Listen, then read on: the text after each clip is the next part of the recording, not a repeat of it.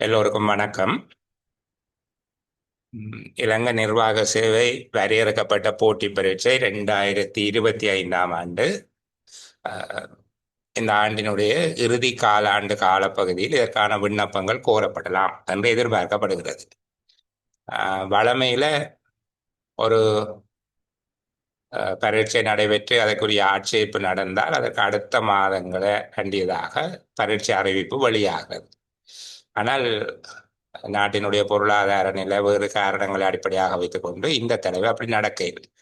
உதாரணமாக 2017ஆம் ஆண்டு பரீட்சை நடந்தபோது அதற்கான பெறுபேறுகள் தாமதம் வேறு விதமான நெருக்கடிகள் இருந்தது. 2019 மே 15 அதற்கான ஆட்சேர்ப்பு செய்யப்பட்டது, நியமனம் வழங்கப்பட்டது. ஜூலை மாதம் 19ஆம் தேதி 2021ஆம் ஆண்டுக்குரிய 2021ஆம் ஆண்டு ஜனவரி மாதம் 30ஆம் தேதி நடந்த பரீட்சைக்குரிய விண்ணப்பங்கள் கோரப்பட்டிருந்தது 2019ஆம் ஆண்டில். இப்போ அந்த ஆட்சேர்ப்புக்கும் புதிதாக விண்ணப்பங்கள் கோரப்படுவதற்கும் இடையில 2 மாதம் 3 மாத இடைவெளிகள் தான் வழமையாக இருக்கிறது. தற்போது இலங்கையில ஒரு தொழில் வாய்ப்புக்கான வசந்த காலம். எல்லா பரீட்சைகளுக்கும் தொடர்ச்சியாக விண்ணப்பங்கள் கோரப்படுகிறது. நீங்க பார்த்தீங்கன்னா தெரியும், ஒவ்வொரு வெள்ளிக்கிழமை வர்த்தமானியிலேயும் ஆக குறைந்தது 2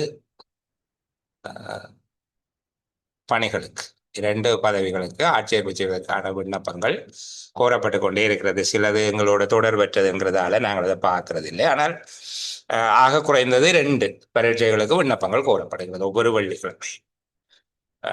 எல்லோரும் எதிர்பார்த்தபடி முகாமைத்துவ சேவை உத்தியோகத்தர்கள் அதிசிறப்பு தரம் சுப்ரா லிமிடெட் எக்ஸாம் அதற்குரிய விண்ணப்பங்கள் கோரப்பட்டிருக்கிறது. அடுத்த மாதம் 11ஆம் தேதி அதற்குரிய விண்ணப்ப முடிவு தேதியாக இருக்கு. இதுல ஒரு விடயத்தை நாங்கள் ஞாபகம் வச்சிருக்க வேணும். முகாமைத்துவ சேவை உத்தியோகத்தர்களுக்கு இருக்கக்கூடிய தொழிற்சங்கம் பலமானது. தென்னிலங்கையில அது பலமான தொழிற்சங்கங்கள்ல ஒன்று. இதே சமகால பகுதியில் இலங்கை நிர்வாக சேவை வரையறுக்கப்பட்ட போட்டி பரீட்சை கோரப்பட்டால் அந்த தொழிற்சங்கத்தினுடைய தலையீடு காரணமாக 2 பரீட்சைகளுக்கும் இடையில ஒரு கால இடைவெளி ஒன்று பெற்றுக்கொள்ளப்படலாம். அதுக்கு வாய்ப்பு இருக்கு. சமகாலத்தில் நடக்காது. ஒரு கிழமை சுப்ரா எக்ஸாம், ஒரு கிழமை தாமதமாக இலங்கை நிர்வாக சேவை பரீட்சை நடக்கிறதுக்கு வாய்ப்பு இல்லை, பெரும்பாலும் இல்லை. அதை முகாமைத்துவ சேவை உத்தியோகத்தர்களுடைய தொழிற்சங்கம் அந்த விடயத்தில் தன்னுடைய கரிசனையை காட்டும். இலங்கை நிர்வாக சேவை சங்கத்துக்கு அதோட தொடர்பு இல்லை. அது இலங்கை நிர்வாக சேவைக்கு தெரிவு செய்யப்பட்டவர்கள் தான் அதை பற்றி கதைப்பார்கள். அப்போ தெரிவு செய்யப்படுவதற்கு முன்னர் நடத்துகிற பரீட்சை தொடர்பில் SLAS யூனியன் சாசா எதுவும் செய்யாது. ஆனால் நாங்கள் முகாமைத்துவ சேவை உத்தியோகத்தர் சங்கத்தை தான் மலை போல நம்பியிருக்கோம். அப்போ அவர்கள் அது தொடர்பில் அந்த பரீட்சைக்கான ஒரு கால இடைவெளியை பெற்றுக்கொள்வதற்கு நிச்சயம் குரல் கொடுப்பார்கள். ஆக நீங்கள் 2 பரீட்சைக்கும் சமகாலத்தில் தயார்படுத்துவதோடு 2 பரீட்சைகளுக்கும் தோற்றுபவர்களுக்கு சொல்கிறேன், நீங்கள் முகாமைத்துவ சேவை உத்தியோகத்தர் அதிசிறப்பு தர போட்டி பரீட்சைக்கு தயார் செய்வதற்கு முன்னுரிமை கொடுத்து உங்களை தயார்படுத்தணும். இதை உங்களுடைய முதலாவது விஷயமா நீங்க ஞாபகம் வச்சுக்கொள்ளுங்க. 2 பரீட்சைகளையும் நான் எதிர்கொள்ளப் போகிறேன். கிடைக்கிற வாய்ப்புகளை பயன்படுத்தி கொள்ள வேண்டும். எத்தனை வாய்ப்பு கிடைத்தாலும் எல்லா வாய்ப்புகளையும் எதிர்கொள்ள வேண்டும். ஆக முதல்ல விண்ணப்பம் கோரப்பட்டிருக்கிறபடியால சுப்ரா எக்ஸாம் முதல் நடக்கிறதுக்கு வாய்ப்பு இருக்குது. SLAS எக்ஸாம் அதற்கு அடுத்த மாதம் ஆக குறைந்தது ஒரு மாத இடைவெளியில நடக்கும். அதற்கேற்றபடி உங்களை தயார் செய்து கொள்ளலாம். 2க்கும் பொதுவான பாடங்கள் இருப்பதன் காரணமாக மேலதிகமாக 2க்கும் 3 பாடங்கள் இருக்கு. SLASக்கு மேலதிகமாக 3 பாடம் படிக்க வேண்டி வரும். அதுபோல சுப்ராக்கு SLASை விட மேலதிகமாக 3 பாடம் படிக்க வேண்டி வரும். சுப்ராவில் படிக்கிற 2 பேப்பர்ஸும் அங்க 3வது வினாத்தாளாக பொது நிர்வாகத்துக்கான விடய ஆய்வு 1 என்கிற வினாத்தாளாக அங்க பயன். அப்ப அதற்கு ஏற்றபடியாக நீங்கள் பொதுவாக இருக்கக்கூடிய விடயங்கள்ல கவனம் செலுத்துவதோடு 2 விடயங்களுக்கும் ஓரளவு முன்னுரிமை கொடுத்து, சுப்ராவுக்கு அதி முன்னுரிமையும் SLASக்கு முன்னுரிமையும் கொடுத்து நீங்க படித்து கொண்டிருக்கிறது நல்லது. 2 பரீட்சைகளையும் எதிர்கொள்ள வேண்டும் என்று எதிர்பார்க்கிறோம். ஏனைய திறந்த போட்டி பரீட்சைகள் தொடர்பிலையும் வரையறுக்கப்பட்ட கணக்காளர் சேவைக்கான போட்டி பரீட்சை தொடர்பிலையும் நாளைக்கு தம்பி அப்ரோஸ் பேசுவார் என்பதனால நான் அதை பற்றி பேச இல்லை. அதுக்கு நாளைக்கு வேறொரு செயலமர்வு இருக்குது. ஆர்வமுடையவர்கள் அதில் கலந்து கொள்வார்கள். நாங்கள் இன்றைக்கு இந்த 2 பரப்பெல்லைக்குள்ளேயும் இருப்போம். முதலாவது உங்களை தயார்படுத்திக் கொள்கிறது. வழமையாக எங்களுடைய பரீட்சைக்கான தயார்படுத்தல் என்பது ஒரு கிரேசி தான். ஒரு பித்து பிடித்தவர்கள் போல நடந்து கொள்ளுகிற ஒரு இயல்பு எங்களுக்கு அப்படியே பரம்பரை அலகுகளில் இருக்குது. நான் இலங்கையில் இருக்கக்கூடிய 2 சமூகத்தவர்கள், சிலர் அதை 3 சமூகமாக சொல்பவர்கள் உண்டு. நான் இஸ்லாமியர், இந்துக்கள், கிறிஸ்தவர்கள் என்று மத ரீதியாக இல்லாமல் தமிழ் பேசுகிறவர்கள் எல்லோரையும் தமிழர்கள் என்று சொல்லியும், சிங்களம் பேசுகிறவர்களை சிங்களவர்கள் என்கிற வகையிலையும் வகைப்படுத்தி கொண்டு பேசுவோம். இதுல குறிப்பாக தமிழ் பேசுபவர்கள், அதுவும் வடக்கு பகுதியைச் சேர்ந்தவர்கள் இப்படியான பரீட்சைகள் தொடர்பில் ஒன்று அந்த பரீட்சை பற்றிய தெளிவற்றவர்களாக இருக்கிறார்கள்.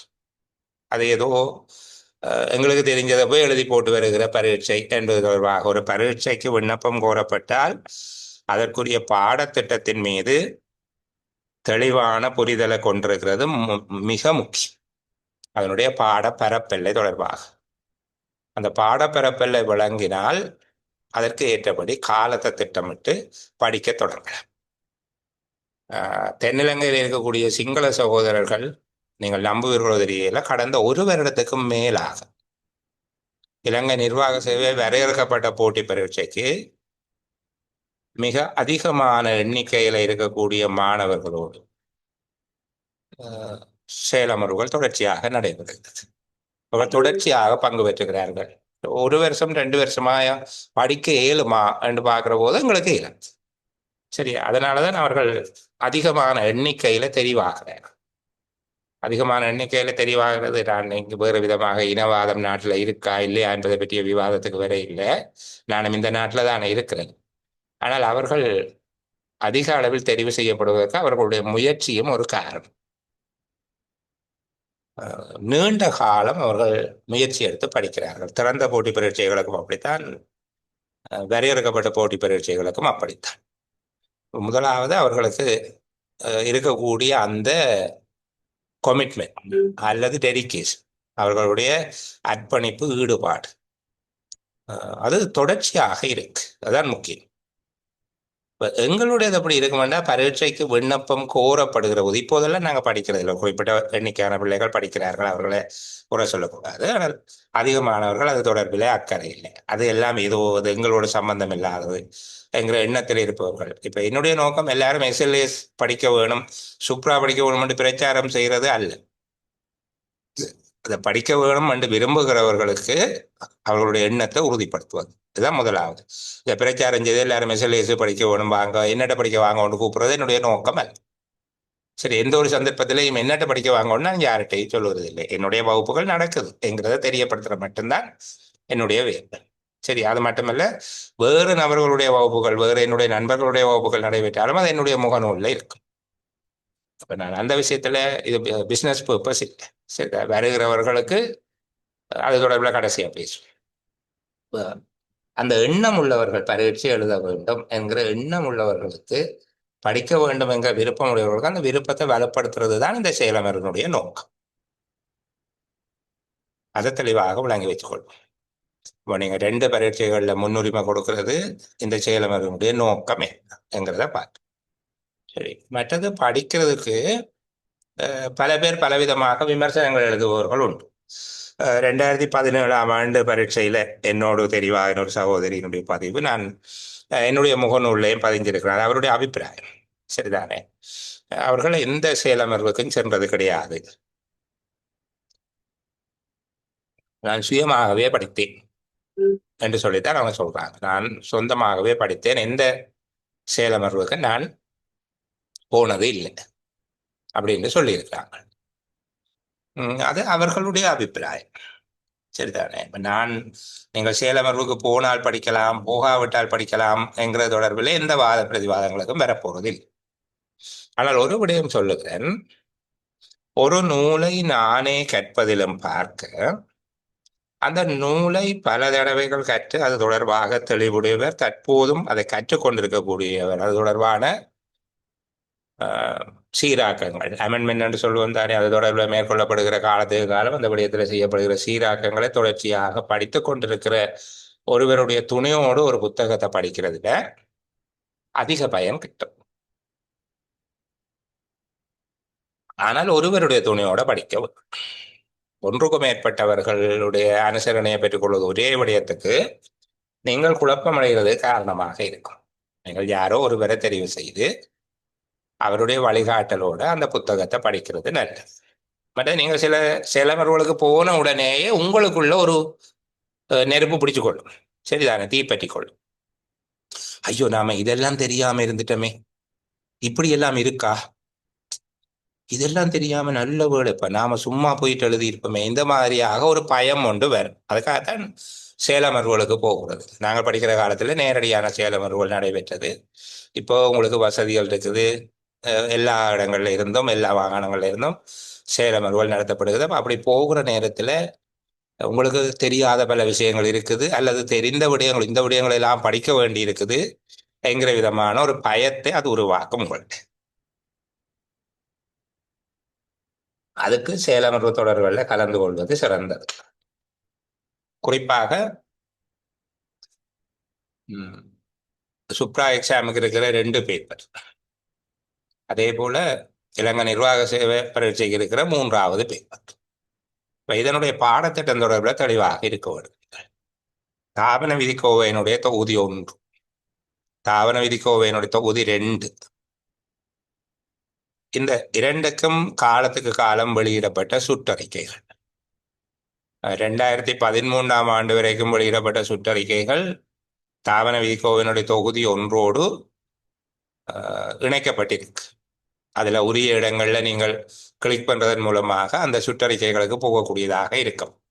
2013ஆம் ஆண்டு பிற்பகுதியில 14, 15 காலப்பகுதிகள், 2013க்கு பின்னர் வந்த அந்த 2013 என்று வச்சுக்கொள்வோமே, 2013 அதுக்கு பிறகு வந்த சுற்றறிக்கைகளை ஒவ்வொரு அத்தியாயங்களையும் படிக்கிற நேரத்துக்கு முன்பாக நீங்கள் பொது நிர்வாக அமைச்சினுடைய இணையதளத்திலிருந்து தரவிறக்கம் செய்து கொள்ளலாம்.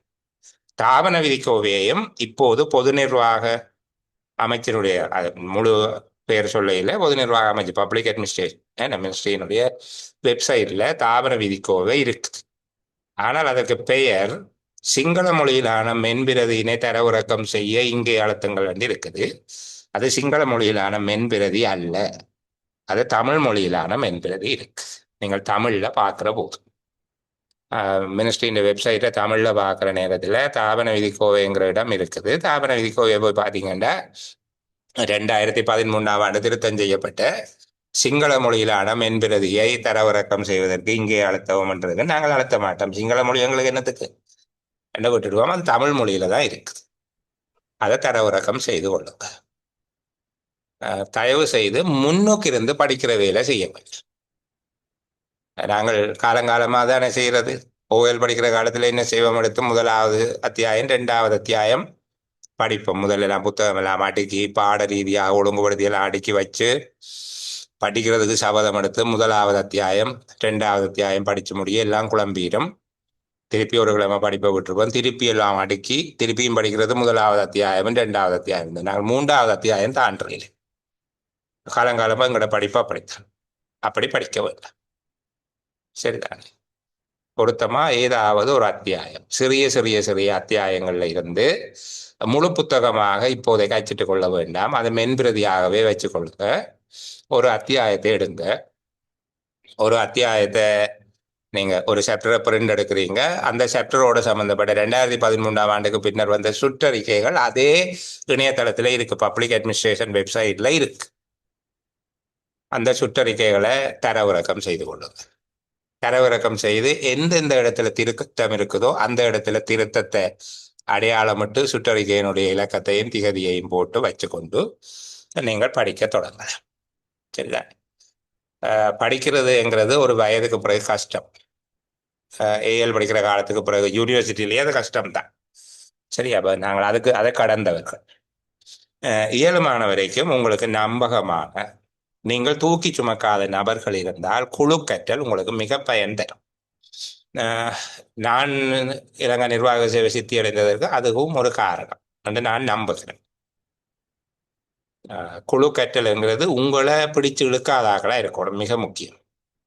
அதுக்கு ஐயோ அதுக்கு ஒன்றுமே தெரியாது எல்லாம் நான் தான் சொல்ல வேண்டியிருக்கு அப்படின்டா ரெண்டு கேட்குற கேஸே எடுக்காது. உங்களோட சமமாக ஓடக்கூடிய அல்ல உங்களோட கொஞ்சம் வேகமாக ஓடக்கூடியவர்களோட கூட்டு சேர்ந்து கொள்ளுங்க. உங்களுக்கு நம்பிக்கையானவர்கள், உங்களுடைய நேரத்தை விரயம் செய்யாதவர்கள், வேறு விதமான நெருக்கீடுகளை உண்டாக்க முடியாதவர்களாக தெரிஞ்செடுத்துக் கொள்ளுங்க. அது உங்களுடைய அண்ணன், அக்கா, உறவினர், உங்களுடைய அலுவலகத்தில் வேலை செய்கிறவர், அது யாராக இருந்தாலும் சரி. சரி, ஆனா பெண்ணா, உங்களோட தம்பியா தங்கச்சி, அதை பற்றி எல்லாம் எனக்கு அவசியம் இல்லை. ஆனால் அந்த விடயம் யாராவது ஒருவர் இயலுமான வரைக்கும் நீங்கள் தயார் செய்து கொள்ளும் ஒரு குறித்த பகுதியை, ஒரு பிரிவை அல்லது ஒரு அத்தியாயத்தை நீங்கள் தயார் செய்து கொண்டு உங்களுடைய பங்குதாரர்களுக்கு நீங்கள் விளங்கப்படுத்துகிறவர்களாக, படிப்பிக்கிறவர்களாகவும், அதே போல அவர்கள் ஒரு அத்தியாயத்தை தயார் செய்து கொண்டு உங்களுக்கு விளங்கப்படுத்துகிறவர்களாகவும் ஒரு நெருக்கீடு இல்லாத கால ஒழுங்க வகுத்து கொள்ளுங்க. எல்லாருக்கும் வீடு இருக்கு, எல்லாருக்கும் குடும்பம் இருக்கு, எல்லாருக்கும் படிக்கிறத தவிர நிறைய வேலை இருக்குது, நிறைய பொறுப்பு இருக்குது. குடும்ப பொறுப்பு இருக்குது, சமூக பொறுப்பு இருக்குது, அலுவலக பொறுப்பு இருக்குது. இப்படி எல்லோருக்கும் பொறுப்பு இருக்கு. பொறுப்பு இல்லாம ஊதாரியா ஒருத்தரும் இல்லை. எனக்கு தெரிஞ்சு பரீட்சை சித்தி அடைந்தவர்கள் பொறுப்பு இல்லாம ஊதாரியா தெரிந்தவர்களும் அல்ல. நிறைந்த நெருக்கீடுகளுக்குள்ள பரீட்சைகளுக்கு தோற்றி சித்தி அடைந்தவர்கள்லாம் அதிகம். எங்கேயும் ஓரிருவர் ஃப்ரீயா இருந்தாங்க. எல்லா வேலையிலையும் ஐஸ் அடிக்கிறேன்னு சொல்லுவாங்க.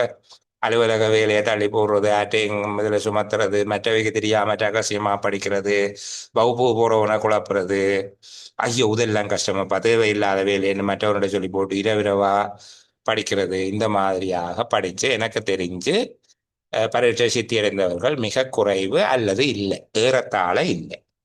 சரிதாங்க. அந்த முறைகளை விட்டுட்டு முன்னேற விதமாக பாருங்க. முறைப்படியான அந்த ப்ராப்பரான மெட்டீரியலை படியுங்க. இந்த சேர் எழுதின புத்தகம், அந்த சேர் எழுதின புத்தகம், இந்த சேரும் அந்த சேரும் சேர்ந்து எழுதின புத்தகம், இதுகளை பற்றி நான் ஒரு அபிப்பிராயமும் சொல்ல. சரிதானே. அவர்கள் இந்த புத்தகங்கள்ல இருந்துதான், இந்த மூல நூல்கள்ல இருந்துதான் அதை சாராம்சப்படுத்தி எழுதியிருப்பார்கள்.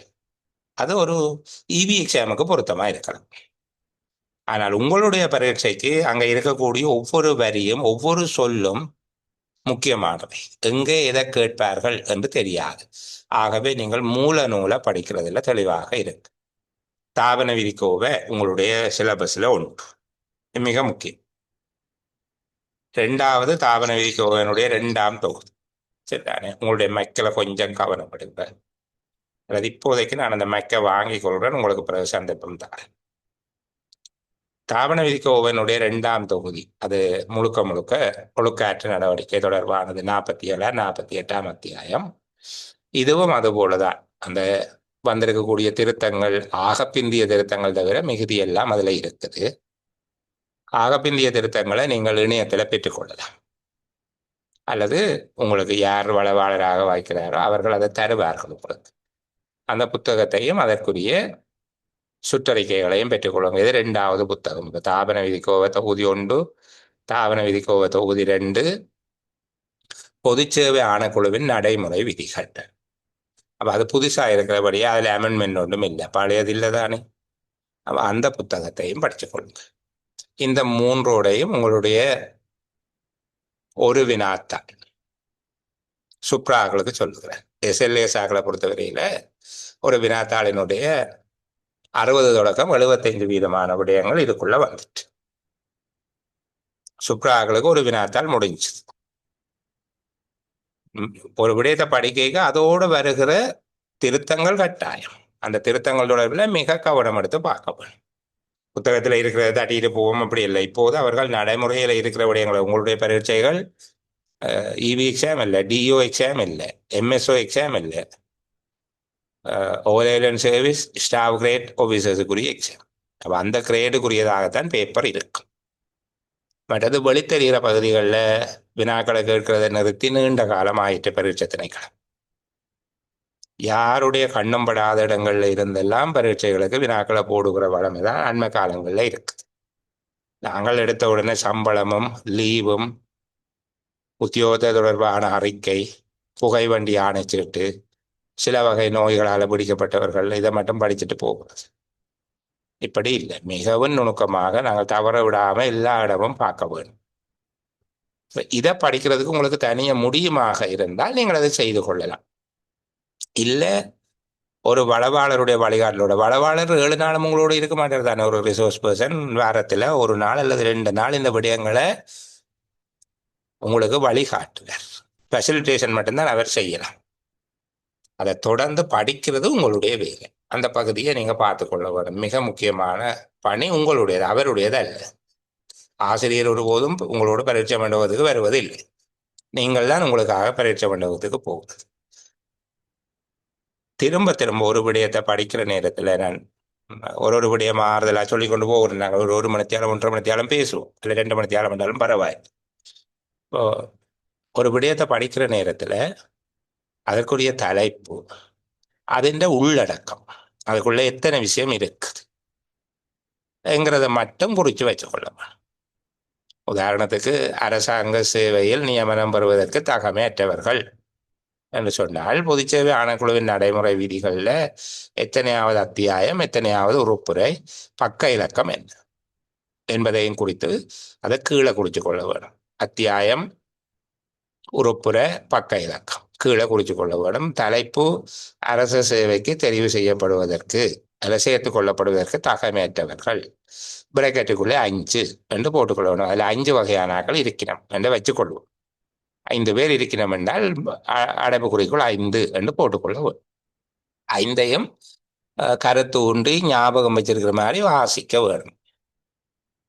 இவ்வாறு நீங்கள் ஒரு நாளுக்கு ஒரு 20 விடயங்கள், 20 தலைப்புகளை படித்து கொண்டீங்கள் என்று வச்சுக்கொள்வோம். ஒரு அரை மணித்தியாலம் ஒரு பாடத்துக்கு ஒதுக்கினால் நல்லது. சம முக்கியத்துவம் கொடுத்து எல்லா பாடங்களையும் ஒரு ஒழுங்குமுறைப்படி படித்து கொண்டு வர்றது நல்லது. உங்களுக்குரிய நாளாந்த வேலைகளை கருத்தில் கொண்டுதான் இந்த விடயத்தை சொல்லுகிறேன். நீங்கள் வேலையால் வந்து வீட்டு பொறுப்புகள் எல்லாவற்றையும் பார்த்து எல்லாத்தையும் முடிச்சுட்டு நித்திரைக்கு போகிறதுக்கு முன்னுக்கும், ஏனென்றால் எல்லா வேலையும் விட்டுட்டு நீங்கள் படித்து கொண்டு இருந்தால் குடும்பம் குழம்பிடும். அதை பற்றி உங்களுடைய மனசு உடைஞ்சு நின்று 40% குடும்பத்தை பற்றி யோசிக்கும், 10% நீங்கள் செய்கிறது போல என்று உங்களை சுட்டி காட்டி கொண்டிருக்கும், 50% படிக்கும், ஒன்றும் விளங்க. அப்போ எல்லோருடைய பொறுப்புகளையும் முடித்து அவங்கள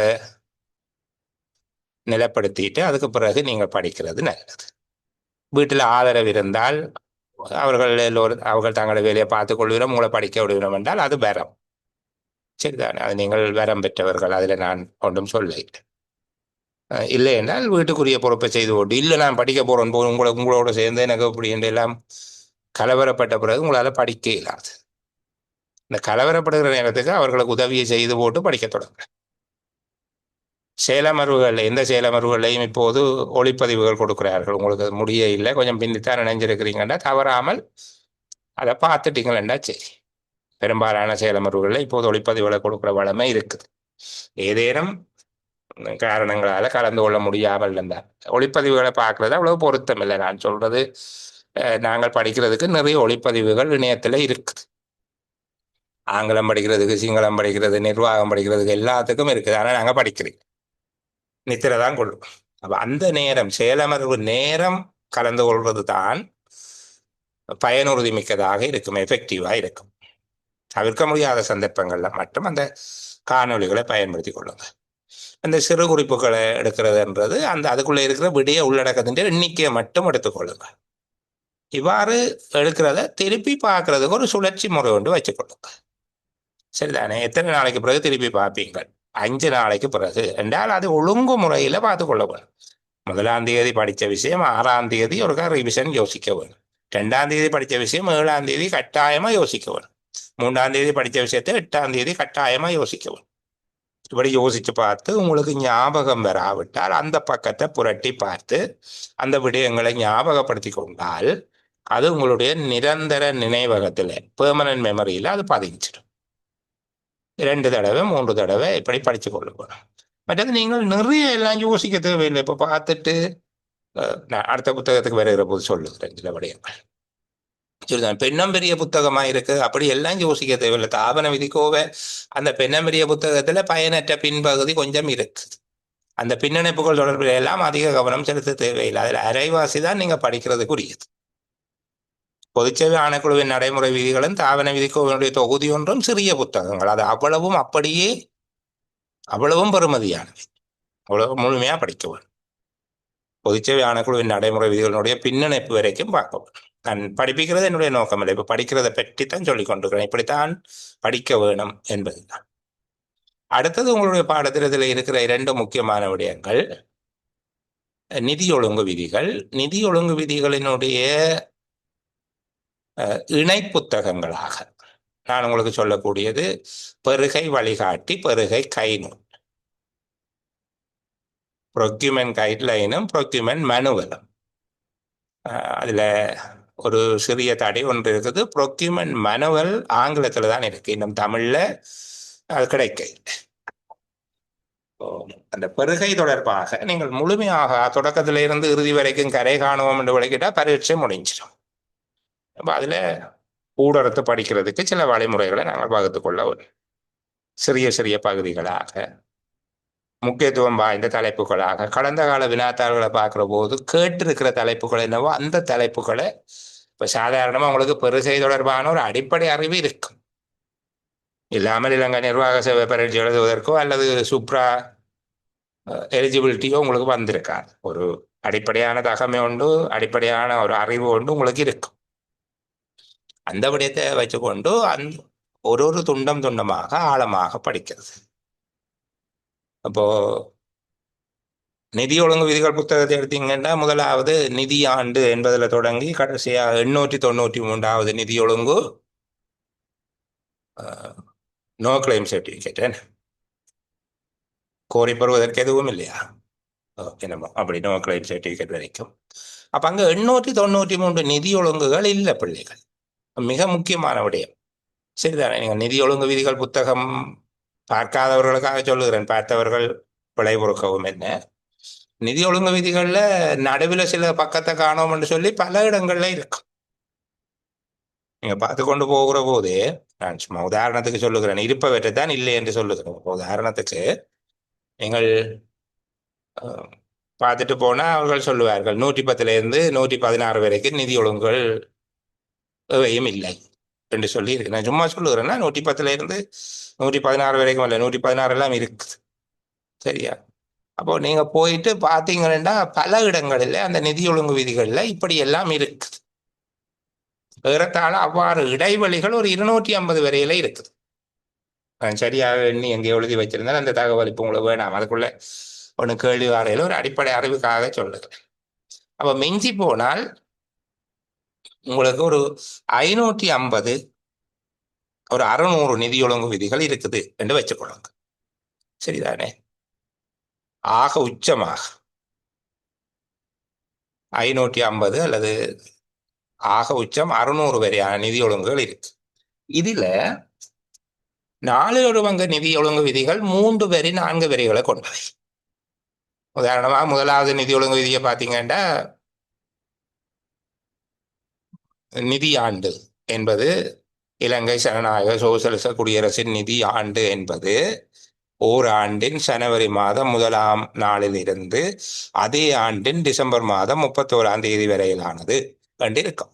இதோட முடிஞ்சது. சரியா? இப்படியாக மிகவும் எளிமையானவை உண்டு. பெரிய நிதி ஒழுங்கு விதிகளும் உண்டு. இப்போ 156 என்கிற நிதி ஒழுங்கு விதி பெரியது. சரிதானே? அப்போ இப்படி இருக்கக்கூடிய அந்த நிதி ஒழுங்கு விதிகளில் நீங்கள் தெரிவு செய்து கடந்த கால பரீட்சை வினாத்தாள்களை பார்க்குற போது நிதி ஒழுங்கு விதி 170 பற்றி கதைக்கிறாருன்றா உடனே 170 எடுத்து அக்குவர் அனைவராக பிரித்து படிக்கும். முதலாவது நிதி ஒழுங்கு விதியில தொடங்கி அப்படியே திரட்டு நிதி என்றால் என்ன, திரட்டு நிதியின் உட்பாய்ச்சல்கள் என்ன, திரட்டு நிதியின் மீதான சாட்டுதல்கள் என்ன என்று காலங்காலமாக திரட்டு நிதியை படித்து கொண்டே அப்படியே காலத்தை விட்டுடக்கூடாது. இந்த நிதி ஒழுங்கு விதிகள் எதிர்கால நோக்கத்துக்காக அவற்றுக்கு இடையில ஏற்பாடுகள் செய்ய வேண்டிய தேவை எழலாம் என்கிற உத்தேசத்தினாலே அவற்றை ஆக்கிய அறிஞர்களாலே அவற்றுக்கான இடைவெளிகள் விடப்பட்டிருக்கு.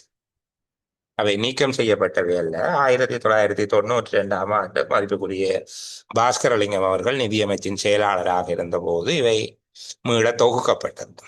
அப்படி தொகுக்கப்படுகிற காலப்பகுதியில் அவற்றுக்கு இடையில சில பகுதிகளுக்கு அதற்கான இடைநேர்வான விளைவுகளை தரக்கூடிய விடயங்களுக்கு நிதி ஒழுங்கு விதிகள் ஏற்பாடு செய்யப்படலாம் என்கிற உத்தேசத்தோடு அவை அந்த இடைவெளிகள் விடப்பட்டிருக்குது. அதுல வேறு நோக்கங்கள் இல்லை. சரி, அப்படி பல இடங்கள்ல இடைவெளிகள் இருக்கு. எதிர்காலத்தில் அவை செய்யப்படலாம் என்று கருதி விடப்பட்டது. தற்பொழுது புதிதாக நிதி ஒழுங்கு விதிகளை தொகுக்கின்ற நடவடிக்கை ஒன்று ஆரம்பிக்கப்பட்டிருப்பதாக அறிய கிடைக்குது. அதை பற்றி முழுமையான தகவல் இல்லை. இந்த நிதி ஒழுங்கு விதிகள் தொடர்பாக பின்னர் வந்த சுற்றறிக்கைகள், உதாரணத்துக்கு 2020ஆம் ஆண்டு நிதி ஒழுங்கு விதிகளில் செய்யப்பட்ட திருத்தங்கள் தொடர்பாக 1/2020 என்கிற பொது நிதி சுற்றறிக்கை வெளியானது. அதன் பின்பாக 1/2020 1/2022 என்கிற முக்கியமான சுற்றறிக்கைகள், அதனுடைய திருத்தங்கள் 1/2020 ரோமன் இலக்கம் 1, 1/2020 ரோமன் இலக்கம் 2. 2024ஆம் ஆண்டு 2024 1, 2024 2, 3, 4 என்கிற 4 சுற்றறிக்கைகள் முக்கியமானவை வெளியிடப்பட்டிருக்கு. அப்போ அந்த விடயங்கள் சில சிங்களத்தில் தான் இருக்குது. சரிதானே, நான் போய் சொல்றதா இல்லை, தமிழ்ல இருக்கு, நீங்க தேடி எடுக்கலாம். அப்ப இதனாலதான் ஒரு வளவாளருடைய துணையோட நீங்க படிக்கிறது நல்லது அப்படி என்று சொல்லி நான் சொல்லி, அது கொஞ்சம் பொருத்தமானதாக இருக்கும். இல்லை, இப்போ உண்மை சொன்னா நான் படிக்கிற போது நான் எல்லா காலத்திலையும் வளவாளர்கள்ட்ட போய் படித்தது இல்லை. தற்போது என்னுடைய நெருங்கிய நண்பர் நானும் அவரும் இந்த செயலமர்வுகளை நடத்துகிற போது 2 பேரும் கலந்து பேசி இந்த செயலமர்வுக்கான நேர அட்டவணைகள், கட்டணங்கள் உட்பட எல்லாவற்றையும் தீர்மானிக்கிற ஒரே விதமான எண்ணம் கொண்டவர்கள். அவர் என்னுடைய ஒரு வழிகாட்டியாக, என்னுடைய ஒரு ரிசோர்ஸ் பர்சன், அவர் ஆசிரியராக இருந்தார் திரு அமல்ராஜ் அவர்கள். தற்பொழுது வவுனியாவின் உதவி தேர்தல் ஆணையாளராக இருக்கின்ற RC அமல்ராஜ் அவர்கள். அவருடைய ஒரு 2 அல்லது 3 அப்போது நேரடியாகத்தான் பயிற்சி வகுப்புகள் நடக்கும். அந்த செயலமர்வுக்கு போன போதுதான் என்னுடைய எண்ணத்துல தீப்பற்றி கொண்டது. எனக்கு இந்த புத்தகங்கள் எல்லாம் தெரியாது. அந்த செயலமர்வுக்கு போகிற வரைக்கும் நான் அதை கண்ணால கண்டதே இல்லை. அப்போ எனக்கு இது எல்லாம் தெரியாமல் நான் இப்படி வாழ்ந்துட்டேனே உலகத்துல, இதுவே தெரியாம பரீட்சைக்கு விண்ணப்பிச்சு போட்டேனே என்று சொல்லி, அது கூட எங்களுடைய அலுவலகத்தை, அப்போ கொஞ்சம் நாட்டின் நிலைமை சுமூகமாக இல்லை, எங்களுடைய அலுவலகத்துல வேலை செய்கிற 2 சகோதரிகள் அந்த செயலமர்வுக்கு யாழ்ப்பாணம் மாவட்ட பிரதேச செயலகத்துக்கு அருகில் இருக்கிற அந்த பயிற்சி மண்டபத்தில் செயலமர்வு நடைபெற்றது. அவர்கள் போய் மாலை வேளையில திரும்பி வருவதற்கு, அது முழு நாள் செயலமர்வு சனி ஞாயிறு நடக்கும். அவர்களுக்கு இருக்கிற பாதுகாப்பு நெருக்கடிகள், அவர்களுக்கு பயம், அவ்வளவு தூரம் போய் வாரதுக்கு பயம் என்று சொல்லி அவர்களுடைய உதவிக்கு தான் என்ன கேட்டாங்க. நீங்களும் என்ன போட்ட நீங்க தானே அப்ளிகேஷன், உங்களுக்கு எல்லாம் தெரியும் என்று அவர்கள் அப்படித்தான் நினைச்சு வச்சிருந்தார்கள். அப்போ நீங்கள் எங்களோட வாங்கோ என்று சொல்லி அவர்கள் தங்களுக்கான ஒரு மெய்ப்பாதுகாவலராக தான் என்னை அழைத்து கொண்டு போனார்கள். அவர்கள் சித்தி அடைந்தார்களா இல்லையாங்கிறது தொடர்பில் நான் பேச இல்லை. ஆனால் அவர்களுக்கு உதவிக்கு போன எனக்கு கிடைச்சது. சரிதானே.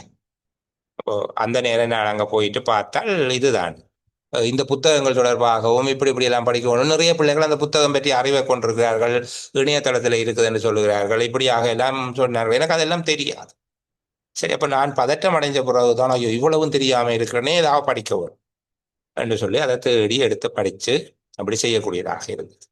அப்படி அதனுடைய பலன் இந்த விடயத்தில், இந்த தாபன விதிக்கோவை 1, தாபன விதிக்கோவை 2, பொதுச்சேவை ஆணைக்குழுவின் நடைமுறை விதிகள், நிதி ஒழுங்கு விதிகள், பெருகை வழிகாட்டி, பெருகை கைநூல் ஆகியவற்றை உள்ளடக்கிய அந்த வினாத்தாளில் என்னுடையது ஒரு ரெக்கார்டு இருக்குது. சரி, இலங்கை நிர்வாக சேவை பரீட்சையில் இந்த பாடத்துக்கு அதிகூடிய புள்ளிகளை பெற்றுக்கொண்டேன். எப்படி பெற்றுக்கொண்டேன்னா, இந்த ஒன்றும் தெரியாமல் இருந்தபடியான, எதுவுமே தெரியாது என்கிற பயம் தந்த அந்த நெருக்கு, அது படிக்கிறதுக்கான அந்த முறைகளை அவர்கள் சொல்லித் தந்தார்கள். ஆசிரியர் கமலநாதன் அவர்கள் முல்லைத்தீவை சேர்ந்தவர், அவர் ஒரு ஓய்வு நிலை நிர்வாக உத்தியோகத்தர். அவருடைய ஒரு செயலமர்வுக்கு போயிருந்தேன். அமல்ராஜ் அவர்களுடைய 2 அல்லது 3 சேலம் இருக்கு. அமல்ராஜ் மட்டுமல்ல, அதுல இன்னும் 2 வளவாளர்கள் வந்திருந்தார். அவருடைய பெயர் எனக்கு உடனடியாக ஞாபகம் வரவில்லை. அப்போ அவர்களுடையதை வச்சுக்கொண்டு சலாவுதீன் சார் அப்படின்னு சொல்லி ஒரு சார் அப்போ மினிஸ்ட்ரியில் வேலை செய்தவர். அதை விட தம்பி காரியப்பர், அதை போல இப்போ எங்களுடைய தேர்தல் ஆணையாளராக, உதவி தேர்தல் ஆணையாளராக என்னோட பணியாற்றுகிற எம்பி சுபியான், அவர்கள் எல்லாம் இப்போ ரிசோர்ஸ் பர்சனாக வந்திருக்கிறாங்க. அவர்கள் தான் அந்த பதட்டம், அந்த நெருக்கீடு தான் வெற்றிக்கு காரணமாக இருந்தது. இப்போ நீங்களும் கொஞ்சம் நெருக்கீடுபட வேணும், நேரத்தை ஒதுக்கி கொள்ள வேணும், எல்லா வேலைகளுக்கும் திட்டமிட்டு வச்சுக்கணும். மேலதிகமாக ஒரு நாள் உங்களால் இந்த நேரத்தை இப்போ சேலமருவுக்கு போக போறீங்கன்னா சேலமருவு 8 மணியிலிருந்து 10 மணி வரைக்கும் நடக்க வேண்டாம். அதற்கு முன்பாக உங்களுடைய எல்லா வேலைகளையும் முடித்து அதை கற்றுக்கொள்வதற்கு முடியுமா, நேரத்தை ஒதுக்கி கொள்ள முடியுமா என்று பாருங்க. இப்படி கற்றுக்கொள்ள முடியாதவர்கள், நெடுந்தொலைவு பயணம் போய் வேலை செய்கிறவர்கள் அந்த விடயத்தை மறுநாள் பஸ்ஸிலேயோ ட்ரெயின்லேயோ அதை கேட்டு கொண்டு போகிற மாதிரியாக நேரத்தை விரியம் இனி இன்றைய நாளில் இருந்து உங்களுடைய நேரத்தை பெருமதி மிக்கதாக ஆக்கி கொண்டால் உங்களை அந்த நேரம் பெருமதி மிக்கதாக ஆக்கிக்கொள்ளும். நேரம் என்பது காலம், சரிதானே? நேரம் என்கிறது காலம். காலம் உங்களுக்கு நல்லவற்றை பரிசளிக்கும், அதை பார்த்துக்கொள்ளுங்க. அப்போ நான் 2 பேப்பர் சம்பந்தமாக மேலோட்டமாக சொல்லிட்டேன், சரியா? சுப்ரா சம்பந்தமாக முதல் சொல்லிட்டு அடுத்த விடயத்துக்கு வருது. இந்த அலுவலக முகாமைத்துவம், ஆஃபீஸ் மேனேஜ்மெண்ட், இன்னும் நாங்கள் முன்னேற இடம் உண்டோம், மிக முக்கியம், சரிதானே? இந்த பாடசாலை தேர்ச்சி அறிக்கைகள்ல முந்தைய ஸ்கூல் ரிப்போர்ட்ல என்னதான் மார்க்ஸ் எடுத்தாலும் எங்களுக்கு ஒரு கிளாஸ் டீச்சர் இருந்தவ முன்னேற இடம் உண்டு என்றுதான் எழுதுவார். எங்களுடைய அலுவலக முகாமைத்துவம் தொடர்பில் எங்களுக்கு அதிகம் முன்னேற இடம் உண்டு. இந்த முறை சுப்ரா பாஸ் பண்ணவர்கள் கூட அதில் ஒன்றும் பெரிய அளவில் புள்ளிகளை பெற்று ஒரு 50 புள்ளிக்கு மேலே எடுத்தாக்களே வெறுமே 50, மேக்சிமம் 50 நான் சொல்லவே மாட்டேன், 40கள் தான் அவர்களுடைய. 41, 40 எடுத்தவர்கள் பாஸ், 39 எடுத்தவர்கள் வெட்டு புள்ளியை விட அதிகமான புள்ளிகளை பெற்றார்கள். ஆனால் அவர்கள் எல்லா பாடங்களையும் சித்தி அடையவில்லை என்கிறதால அவர்களுக்கு கிடைக்க. அலுவலக முகாமைத்துவம் தொடர்பில் எங்களுடைய தேடல் வேறு விதமாக இருக்க வேண்டும். நாங்கள் பழைய ஒரு 4-5 பேர்த்த புத்தகத்தோடு தெரிகிறோம். தேவராஜன் ஜெயராமன் சார் எழுதின புத்தகம், ஜெயராமன் சார் நாட்டை விட்டு போயே கனகாலம் ஆயிடுச்சு, சரிதான்? நான் கேம்பஸில் 95ஆம் ஆண்டு படித்த காலத்திலேயே அந்த புத்தகம் தான் கிடைச்சு. முகாமைத்துவம், முகாமைத்துவம் என்கிறது ஒரு சமூக விஞ்ஞானம். நேற்று இருந்ததை விட இன்றைக்கு வேற மாதிரி மாறி அது ஒவ்வொரு நாளும் வளர்ந்து கொண்டிருக்கிறது.